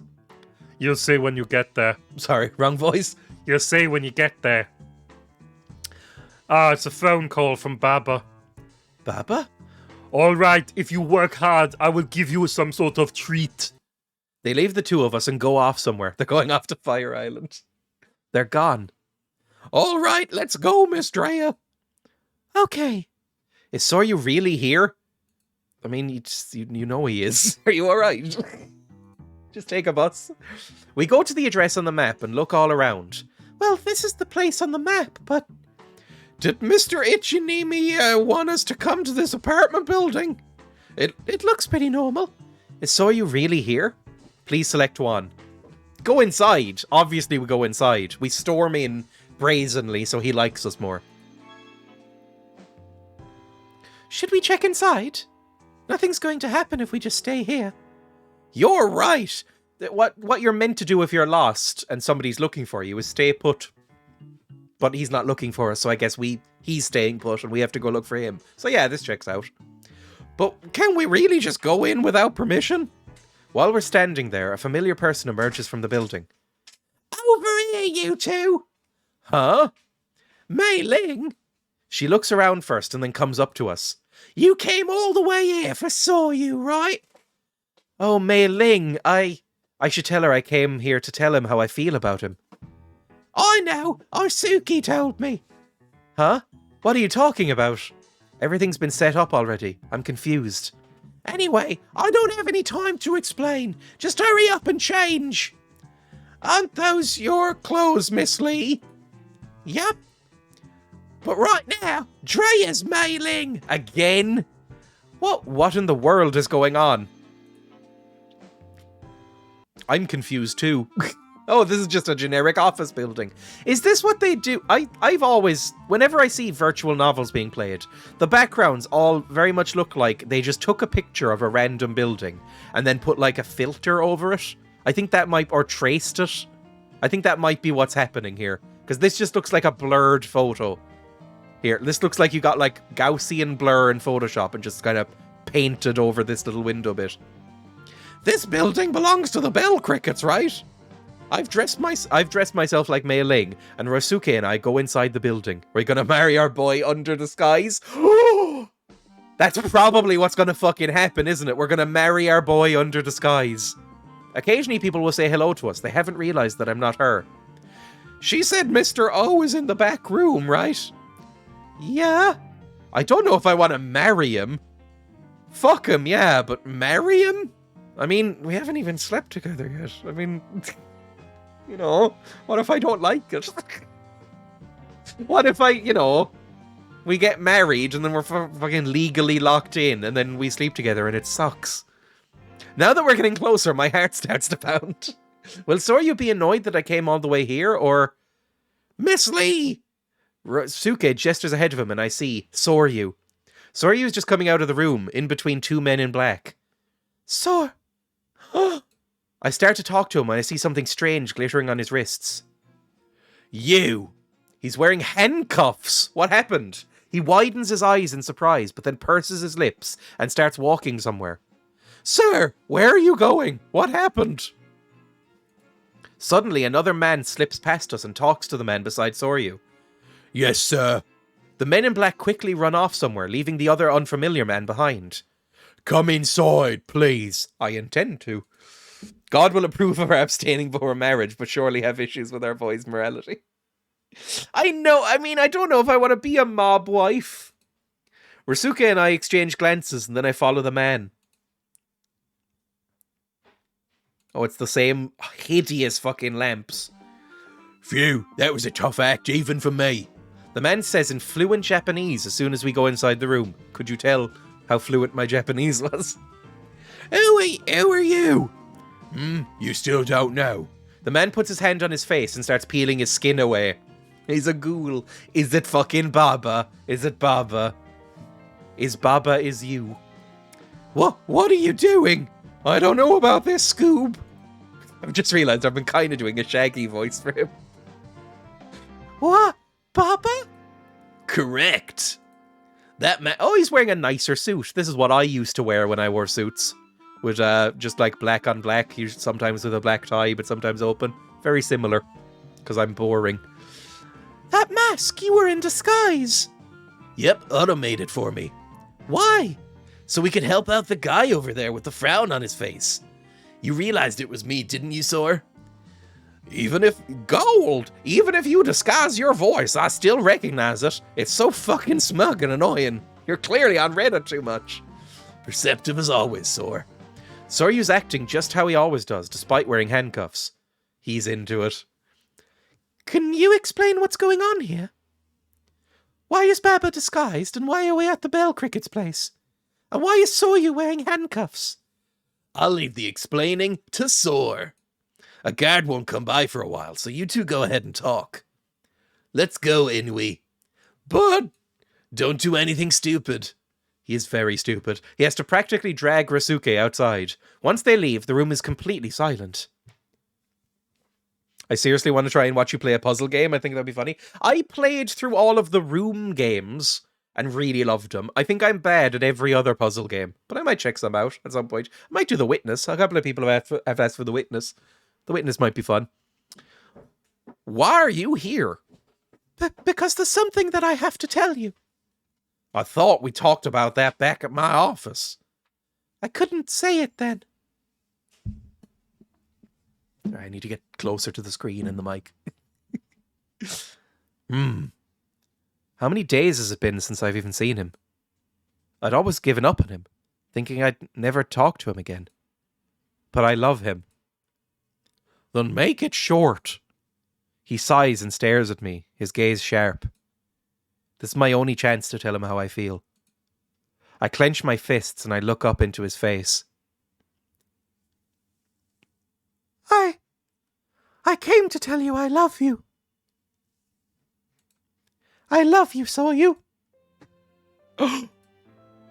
I know you're getting married to Mei Ling, so I'm not asking you to actually do anything.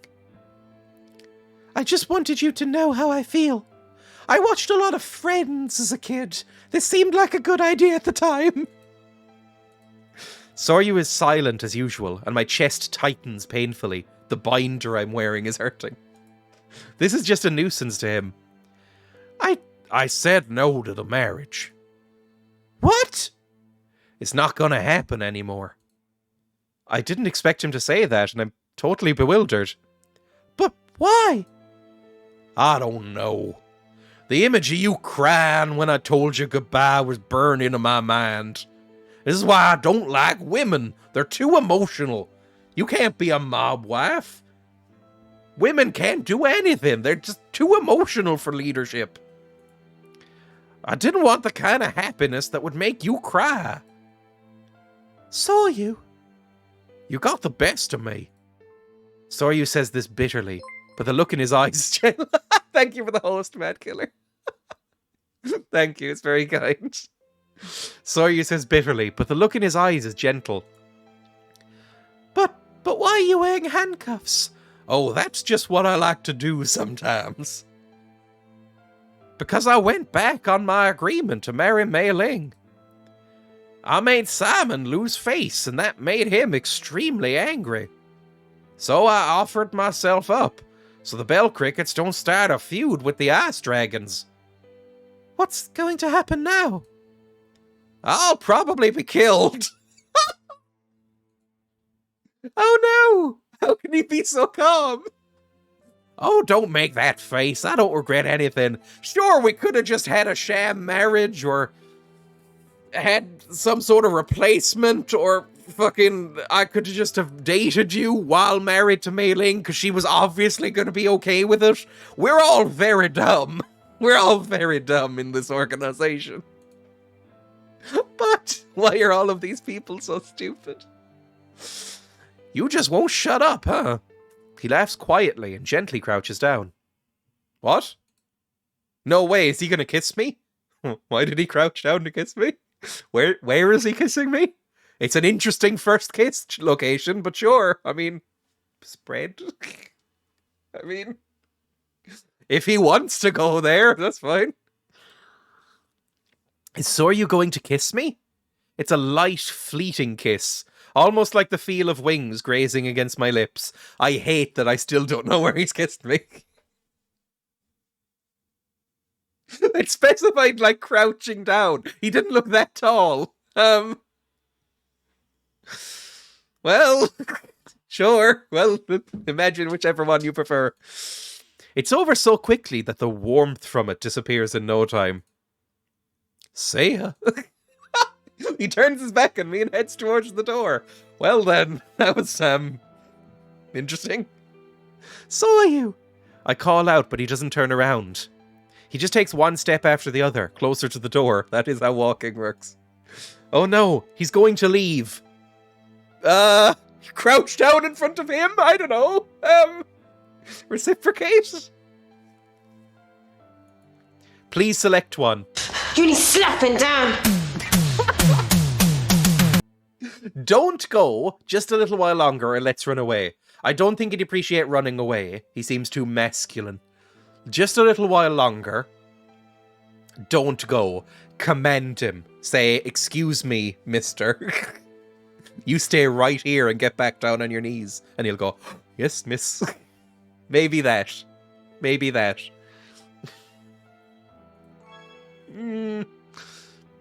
Please don't go. Oh, that came out more whiny than I was expecting it to. I need to remember that my character, no matter what I choose, is going to say it in an extremely whiny way. I'm just happy that I got to see you at the end, Dreya. Soryu leaves the room with a smile on his face. What? I just got one kiss on the lips, and that's it? I fall to the floor, unable to do anything for a while. He's gone, and now he might be going to a place that I can never reach him again. Unless...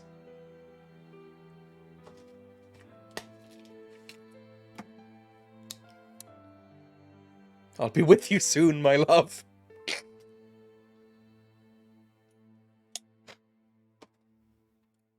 Is it hopeless? Miss Mere, are you okay? Dreya, wake up! Rasuke, Mei Ling, I'm totally dazed. Don't Juliet him. I'm totally dazed and Mei Ling shakes my body. You love Soryu, don't you? You want to help him, right? Then you can't just sit here spacing out, you dumb bint. But don't you care if he dies? Soryu's going to die? Of course, I don't want that. He literally told you that he was going to die. Are you alright? Of course not. Where is he? Mysterious, tense music. Thought you were going to shoot him with a knife. Over here. I follow Mei Ling to an underground execution site, as you have. Please be okay, Soryu. I'm gonna rescue my boy. He's my boy. The walls in the execution room are made from cold hard metal. I think I know the Photoshop filter here. Soryu's standing on a platform in the center of the room, his eyes cast downwards. Sir! Shh, they'll hear you. But how can we save Soryu? We whisper, hidden in the shadows when a man suddenly emerges from an iron door in the back. He's gonna be auctioned off. They'll auction off parts of him. Oh no, it's already time for the execution. If we try and take him out now, Dreya will get caught up too. So we're just supposed to stand here and do nothing? The man standing in front of Soryu is holding a gun. He says something in Cantonese, and then he raises the gun. Click. He points the barrel of the gun at Soryu. Stop! Whoa. Just as he's about to pull the trigger, I jump out in front of Soryu! Okay, sure. I hear the stern voice of a man behind me, drowning out my screams. Huh? That's Daddy! The boss of the Bell Crickets, Simon Lee, wearing a shirt with no perspective, is standing amongst a group of men. Simon? No. Gold! Salmon? The execution's been called off. Called off? Nobody can quite comprehend what's going on, and we all stare at Simon. A knife fires. Behind him is... What are you guys doing here? Did you and Dreya say you love each other, Sor? Saw you, long time no see. Ah. So, you'll release Soryu as promised then, Simon? Yes. There's too many voices. Soryu! They take off his handcuffs and I rush over to him and bury my face in his broad, muscular, bare, sweating chest. I'm so happy you're safe. What's going on? What's going on here? This youngster here convinced me that it would be more valuable to gain your loyalty than to take away your life, even though you betrayed me in the one thing I asked her to do. Soryu shoots a suspicious look at the three men behind us. Obviously, it's important to deal with people who cause problems in order to protect the organization, but managing those people costs money. If you two are loyal to each other, it's a better way to expand the ice dragons.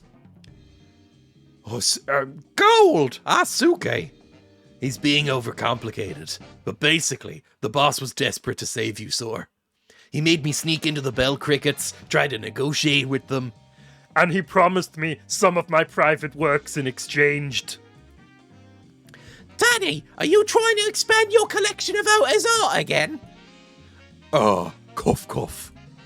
Simon clears his throat awkwardly and walks over to Soryu. I understand why you're so popular, Soryu. I know I would regret it if I let my emotions get the best of me and I lost you. Everybody wants to fuck this guy, right? Is that the vibe I'm getting? Literally all of us want to have sex with him. And now even the mob boss is like, look, you are really hot, so obviously I can't just kill you.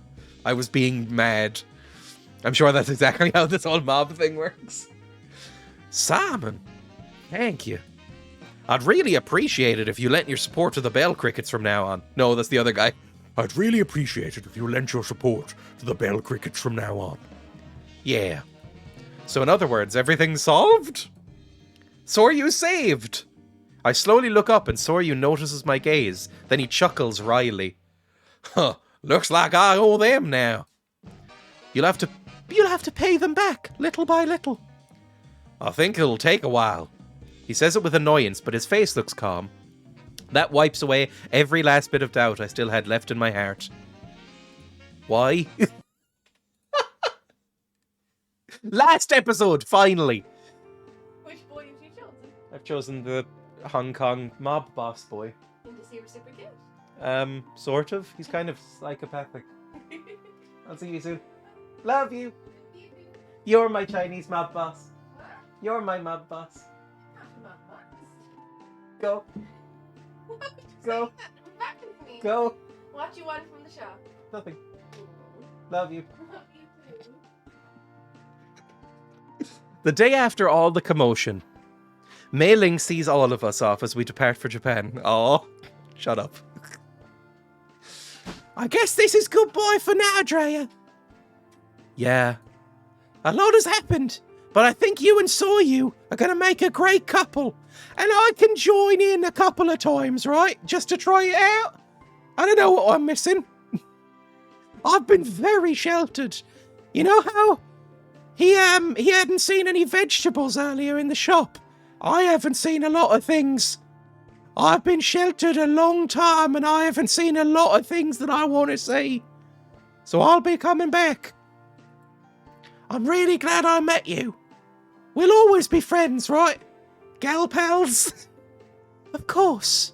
I soothe Mei Ling as she clings to me sadly, and I hear a sigh behind us.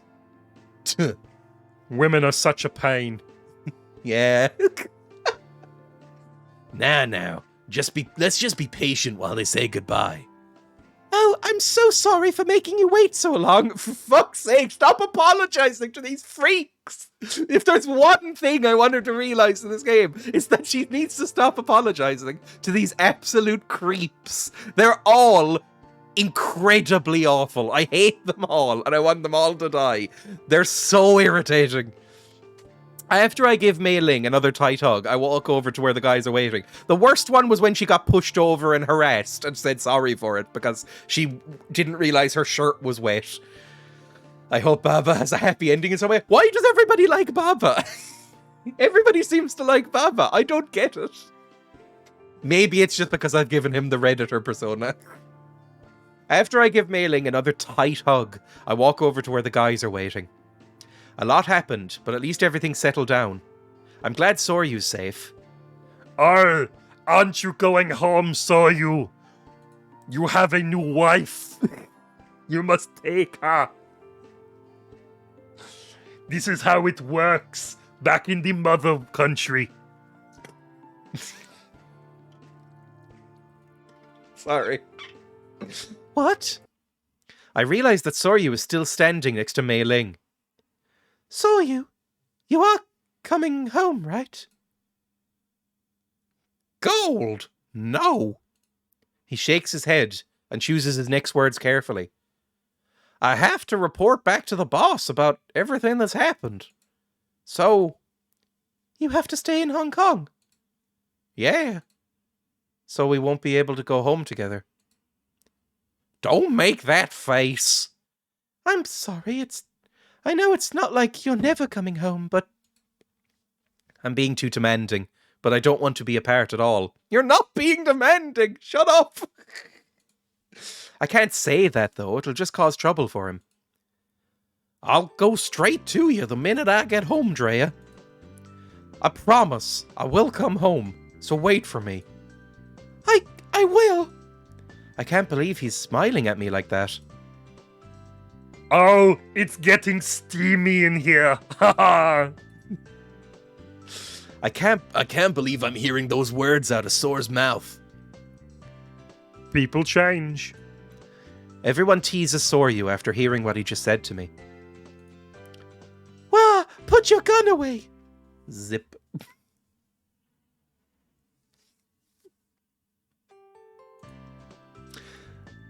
I wouldn't take it out in public. That's just for me and you. And Rasuke. He's the cat mage, remember? Oh, by the way, here's the key to his cage. And it's not one you keep him in, if you know what I mean. Here's the key to his cage. Here's his cat ears. Here's his specific band of dreamies that he likes. Oh, I guess so. I don't want to be apart for even a second, but I guess it can't be helped. I'll be waiting for you.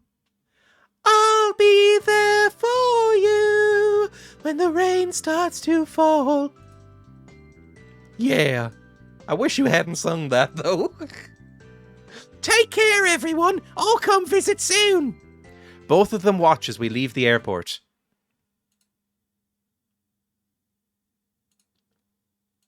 Several ordinary days pass, and I plug away at work as usual. There are jokes there that I'm not going to make. Everyone, welcome to Tray Spades. We stand in the lobby welcoming guests as part of our hospitality training. Every time the automatic doors open, I look towards them hopefully. Somebody just knocked up my window there and it frightened me. I think it was just a backpack. No need, we all know. Every time the automatic doors open, I look towards them hopefully. Soryu's still not back. I'm betrayed by my expectations time and time again. Soryu, get a fucking life. He said he was just going to report back to his boss, but he's still not back. He's probably having affairs with his whores. I wonder if something happened to him. Are you okay, Dreya? What? Are you worried about the guy I saw you with in the casino? You were crying then, weren't you? We haven't talked about it because we're not really good friends. That's right, when I thought he was going to marry Mei Ling. I saw the two of them at the casino and I couldn't bear it, so I ran away. I'm fine now. Really? Yeah. That's right, there's nothing to worry about. He's definitely not dead. Because Soryu told me he was going to come straight to me once he gets home. I guess it is fine now, Sakiko says, her gaze towards the entrance of the hotel.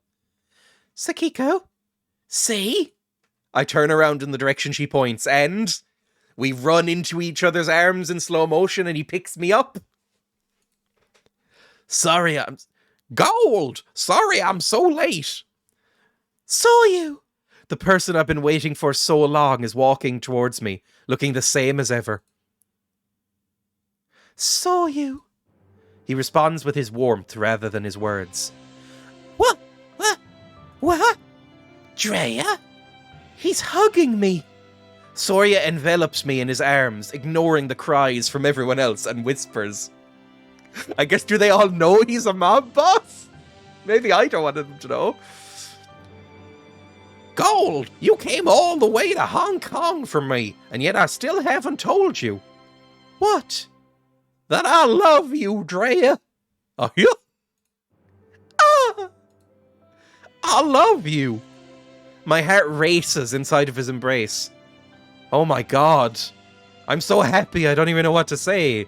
I just scream and moan.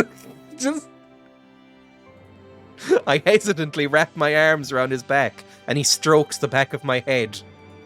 His touch takes away all of the insecurities I've felt up until now. Are you gonna be, like, less apologetic? He's showing off as of usual. In front of everyone, too. What a pervert. You can see it through his trousers. Should a mobster really be drawing all this attention to himself? You got the guts to go ask him that? I can hear everyone teasing us, but I don't even try and let go of Soryu. I love you too, Soryu. I know. He responds in a tender voice, spreading happiness throughout every inch of my body. Ooh, wait till later. Ooh, nighttime. I don't think this game gets explicit, just to temper expectations. Oh, thank you for the follow, Captain. Wow, it's very kind of you. How is it? Thank you for following for this, Jesus. I ask Soryu as he silently eats the omelette. Does he eat anything but omelettes? I feel like omelettes are nice. Like, objectively, a nice, like, salted omelette is really nice. But I don't think I'd eat them every day. It seems excessive. And also, just, you'd get sick of it, right? Right after work, he asked me to make him one. His face is scary as usual. Do you want to be with a scary man? Gold, delicious, and golden.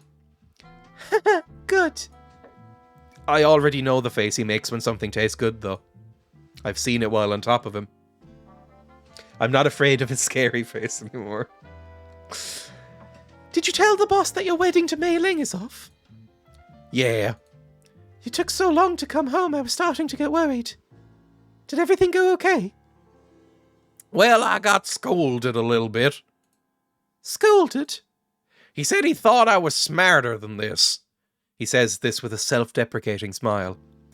I don't think a marriage that won't make anyone happy is smart at all. It kind of would have been, because it would have been both parties real... Again, look, both parties, Mei Ling and him, were aware that they weren't interested in each other, and were aware that it was going to be a fake marriage of convenience. There was nothing stopping him from coming to me afterwards and just living with me instead. It's not like they had to keep up appearances really either. It would have been fine. I don't think a marriage that won't make anyone happy is smart at all. I figured you'd say that. I try to use the same argument with the boss. What? Is it really a good idea to do that?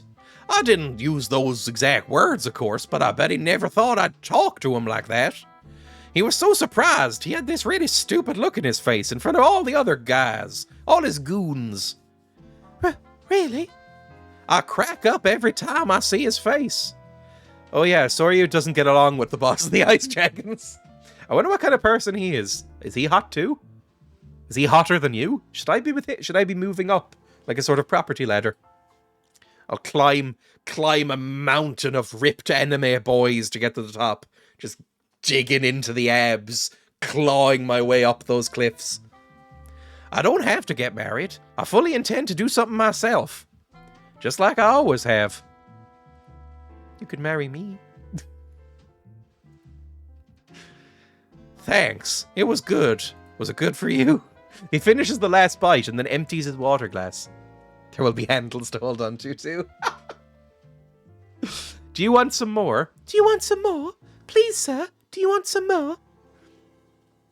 No, that's enough. I'm happy you liked it so much that you ate everything. Make it again sometime. Ah. He said that to me before, too, and it sent shivers down my spine. It makes me so happy to be able to cook for him. The people who made this game have a very, very, very specific view of women, don't they? I'll come make it for you whenever you want. I'll be so good for you. I'll be your good little pet. I'll look up some different ways to cook eggs for you too. Will that make you happy? Okay. I start to clear the dishes, but he suddenly grabs my hands and stops me. What is it? He squeezes my wrist and won't let go, so I sit back down. Stop grabbing me. What's going on? He's staring at me. It's kind of making me nervous. Now, nervous in a good way, or nervous in a bad way? I think this is what you were talking about before. You like eggs, right? Yeah, eggs. What I was talking about before? And what was that? He continues, not even answering me. I don't need to be in this conversation. When I was in Hong Kong and they said that I was going to be executed. He's going more and more Texan as it goes on. The first thing that popped into my head was that I wanted to eat your omelets one last time. This was some sort of metaphor that was going on in my head. I wanted to eat your omelets. That could mean a few things. I know it's confusing. I mean, women have eggs. You know what I mean? No? What? And that's when I realized that I've been longing for this. Do you really love my omelets that much? Sorry, I was miming holding my chest there. The chef. What? He indirectly confesses his feelings again, making my heart leap. He's already said I love you like 4 times. These omelets are filled with what you talked about before, a normal happiness. I also put something special in them. You'll be mine forever. I've marked you now. What's that movie where they share the egg? I don't know if I want to know. I thought I wasn't interested in that sort of thing. But even that first bite gave me a taste of that happiness. Saw you? I won't let you go anymore, Dreya. I've never felt like this before. I'm renegotiating your slave contract. You're back in my pocket. Yeehaw! He's just never had good food before. He didn't know what vegetables were. He turns his hot gaze on me, and my pulse starts to raise. Is that true? Can my omelets really make you happy? I am openly in the game just rubbing myself at this point. Can these omelets make you happy? Yeah. And even though I'm not mailing, can I make you happy? I'm really grateful to you, Dreya. Ah! He pulls me by the wrist towards him and envelops me into his arms. He tilts my chin upwards, like they all do in this game. So... Sorry, that was way too far. He interrupts me with a kiss. It's like I'm dreaming. It's kind of a nightmare. But this warmth is totally real. I don't resist, and I surrender myself to him. His kiss gets gradually deeper, and deeper, and deeper. Oh, wait. What? I'm not done cleaning up. Do it later. But... Just sit still. Yeah. Soya orders me and then carries me into the bedroom.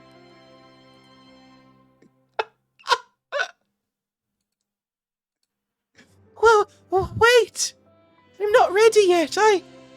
Don't run away. He throws me down in the bed and I quickly sit up, but he grabs me by the shoulders. He's gonna crack an egg in the mouth. Well, the texture might be similar. I'm not running away. If you're good, I won't do anything bad to you. That was the first thing you said when we first met. I thought it was so romantic then. But I got attacked and my life was in danger tons of times after that. You don't wanna? What? Do you not want me to do this? That's not it. Then hush. He forces me down again, and he trails his lips along my cheeks, my neck, and my chest. Oh my god, my mind is going blank. Soryu said he hated women. Why is he no good at this? I didn't say nothing about femboys. I think absently when suddenly he's stripping off my clothes and caresses my entire body, making me even more shy. Saw you. Oh. Why did the music cut out? That's really ruined the mood. Before I left for Hong Kong, I told you you were free. But I'll take that back now. What? Stay with me forever. Oh. I try to respond, but a sweet numbness takes over my body, and I can't even think straight anymore. I want to be with him forever too. I respond by nodding enthusiastically, and Soryu narrows his eyes in affection.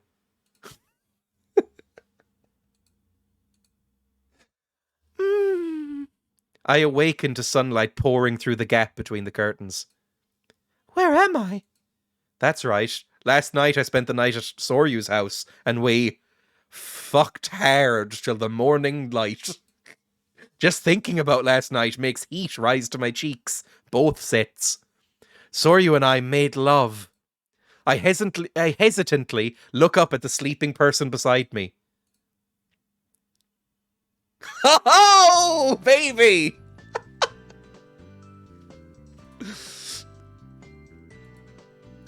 Morning, darling. Ah. He's already awake. Good morning. Nice weather today. He strokes my cheeks and says gently, Were you watching me this... Were you watching me this whole time? Yeah. She has no eyes and he has no nips. Perfect match. He's completely bare like a Ken doll. The money shot right there. Why the fuck is he southern? I love as new people trickle in and every one of them goes, what the fuck is this voice? Yeah. I wish you would have woken me up. It's too embarrassing having you watch me while I sleep. The other time you spent the night here, you watched me sleep, you fucking hypocrite bitch. Get out of my bed. I regret liking you. What? You knew? Yeah, I noticed. He nuzzles my cheek and gives me a gentle smile. Should we get up? I can get up again if you give me 15 minutes. Oh, it's almost noon. I thought the room was pretty bright. It's okay. You got the day off, right? Yeah, but I feel like I'm doing something bad for some reason. I mentioned this before, right? That I'm extremely conservative. This is premarital. The classic 15-minute rule. Only a little bad. He chuckles softly and sits up. I'm hungry. Just bread. Should we have breakfast? Do you like a Japanese or Western style breakfast? Oh, or Chinese. He brushes back his hair and gazes steadily at me. You promised you would make me omelets whenever I wanted. I did, but... Huh? You want to eat them again? Aren't you going to get sick of them? I start to retort back, but then he brings his face right in front of mine. And he quickly steals a kiss. No, I won't. Is the happiness you talk about something you can get tired of? Are you still talking about the omelets? That's different. I'm not sure what to say, and Soryu chuckles with amusement. It's fine. You can think about it and answer me later. He gently rests his forehead against mine, and I close my eyes, anticipating a kiss. When we first met, he was so scary, and still is. All I could think about was running away from him, and you still should. But now... Okay. I'll make you happy, Soryu. Then I'm gonna protect that happiness. I'm gonna protect you. I'm so happy that it frightens me, but I know deep inside my heart and other places that his happiness will last forever. Happy ending! Yes! Continue to the epilogue? There's an epilogue? You completed the last episode. You completed 1 heart. Check your heart history in the shop page. Jesus. You received a CG. Awesome. Thank you for playing. How would you rate this story? 5 stars. Comment. Anime business boys make good. I was enamored with the fine craftsmanship of this game. There was nothing even remotely troubling in it. It was a beautiful love story about a mob boss and his slave pet. No further notes.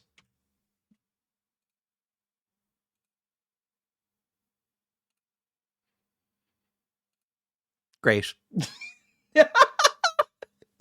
His POV? You can do his POV? Really? Oh, but it's just kind of blacked out now. Okay, cool. Read. Can I go to the read the summary? Find out which one you like. First episode is free. Okay, cool. Well, I guess we're done then. Wait, episode 13 purchased. What does that mean? I don't know what that is. Episode 13 GE?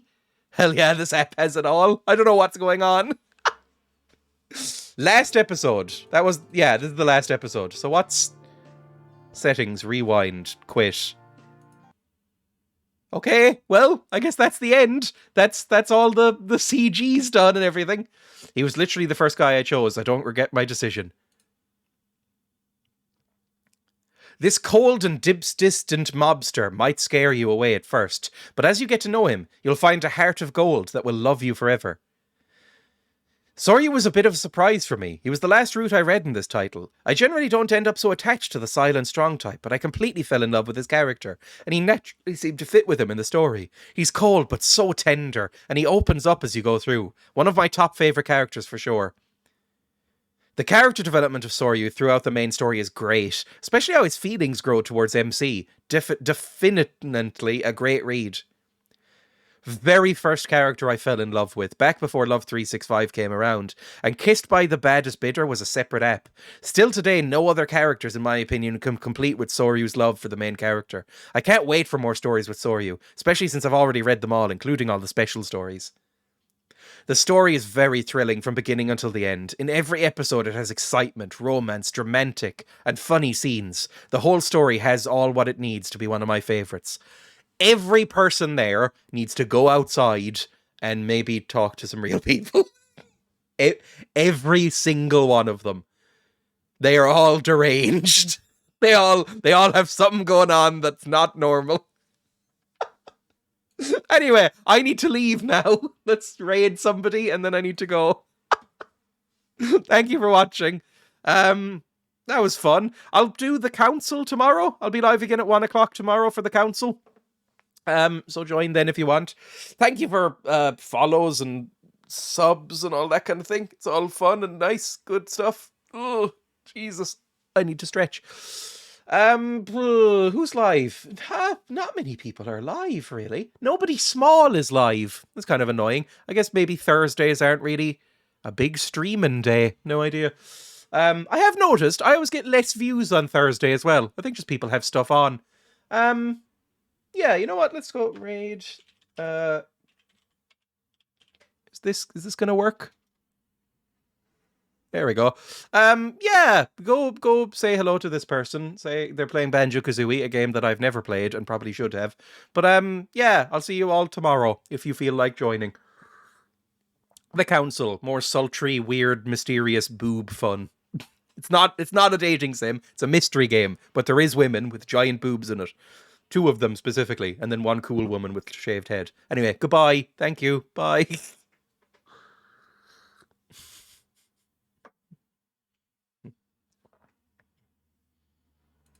Thank you for the follow. Who's this? Tronka wants rain. Gasp. I am shriveling up. How's your nuts? You can't just ask how his nuts are. Standing here next to me. Dreya, thank you for the break. Thank you so much. How are you doing? How is your stream?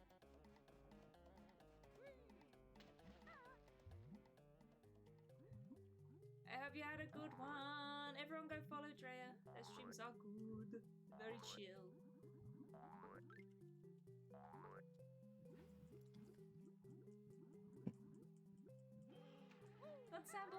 Oh, I never ended my stream. If you're still here, sorry you just had to watch me just stare at the fucking camera. Bye.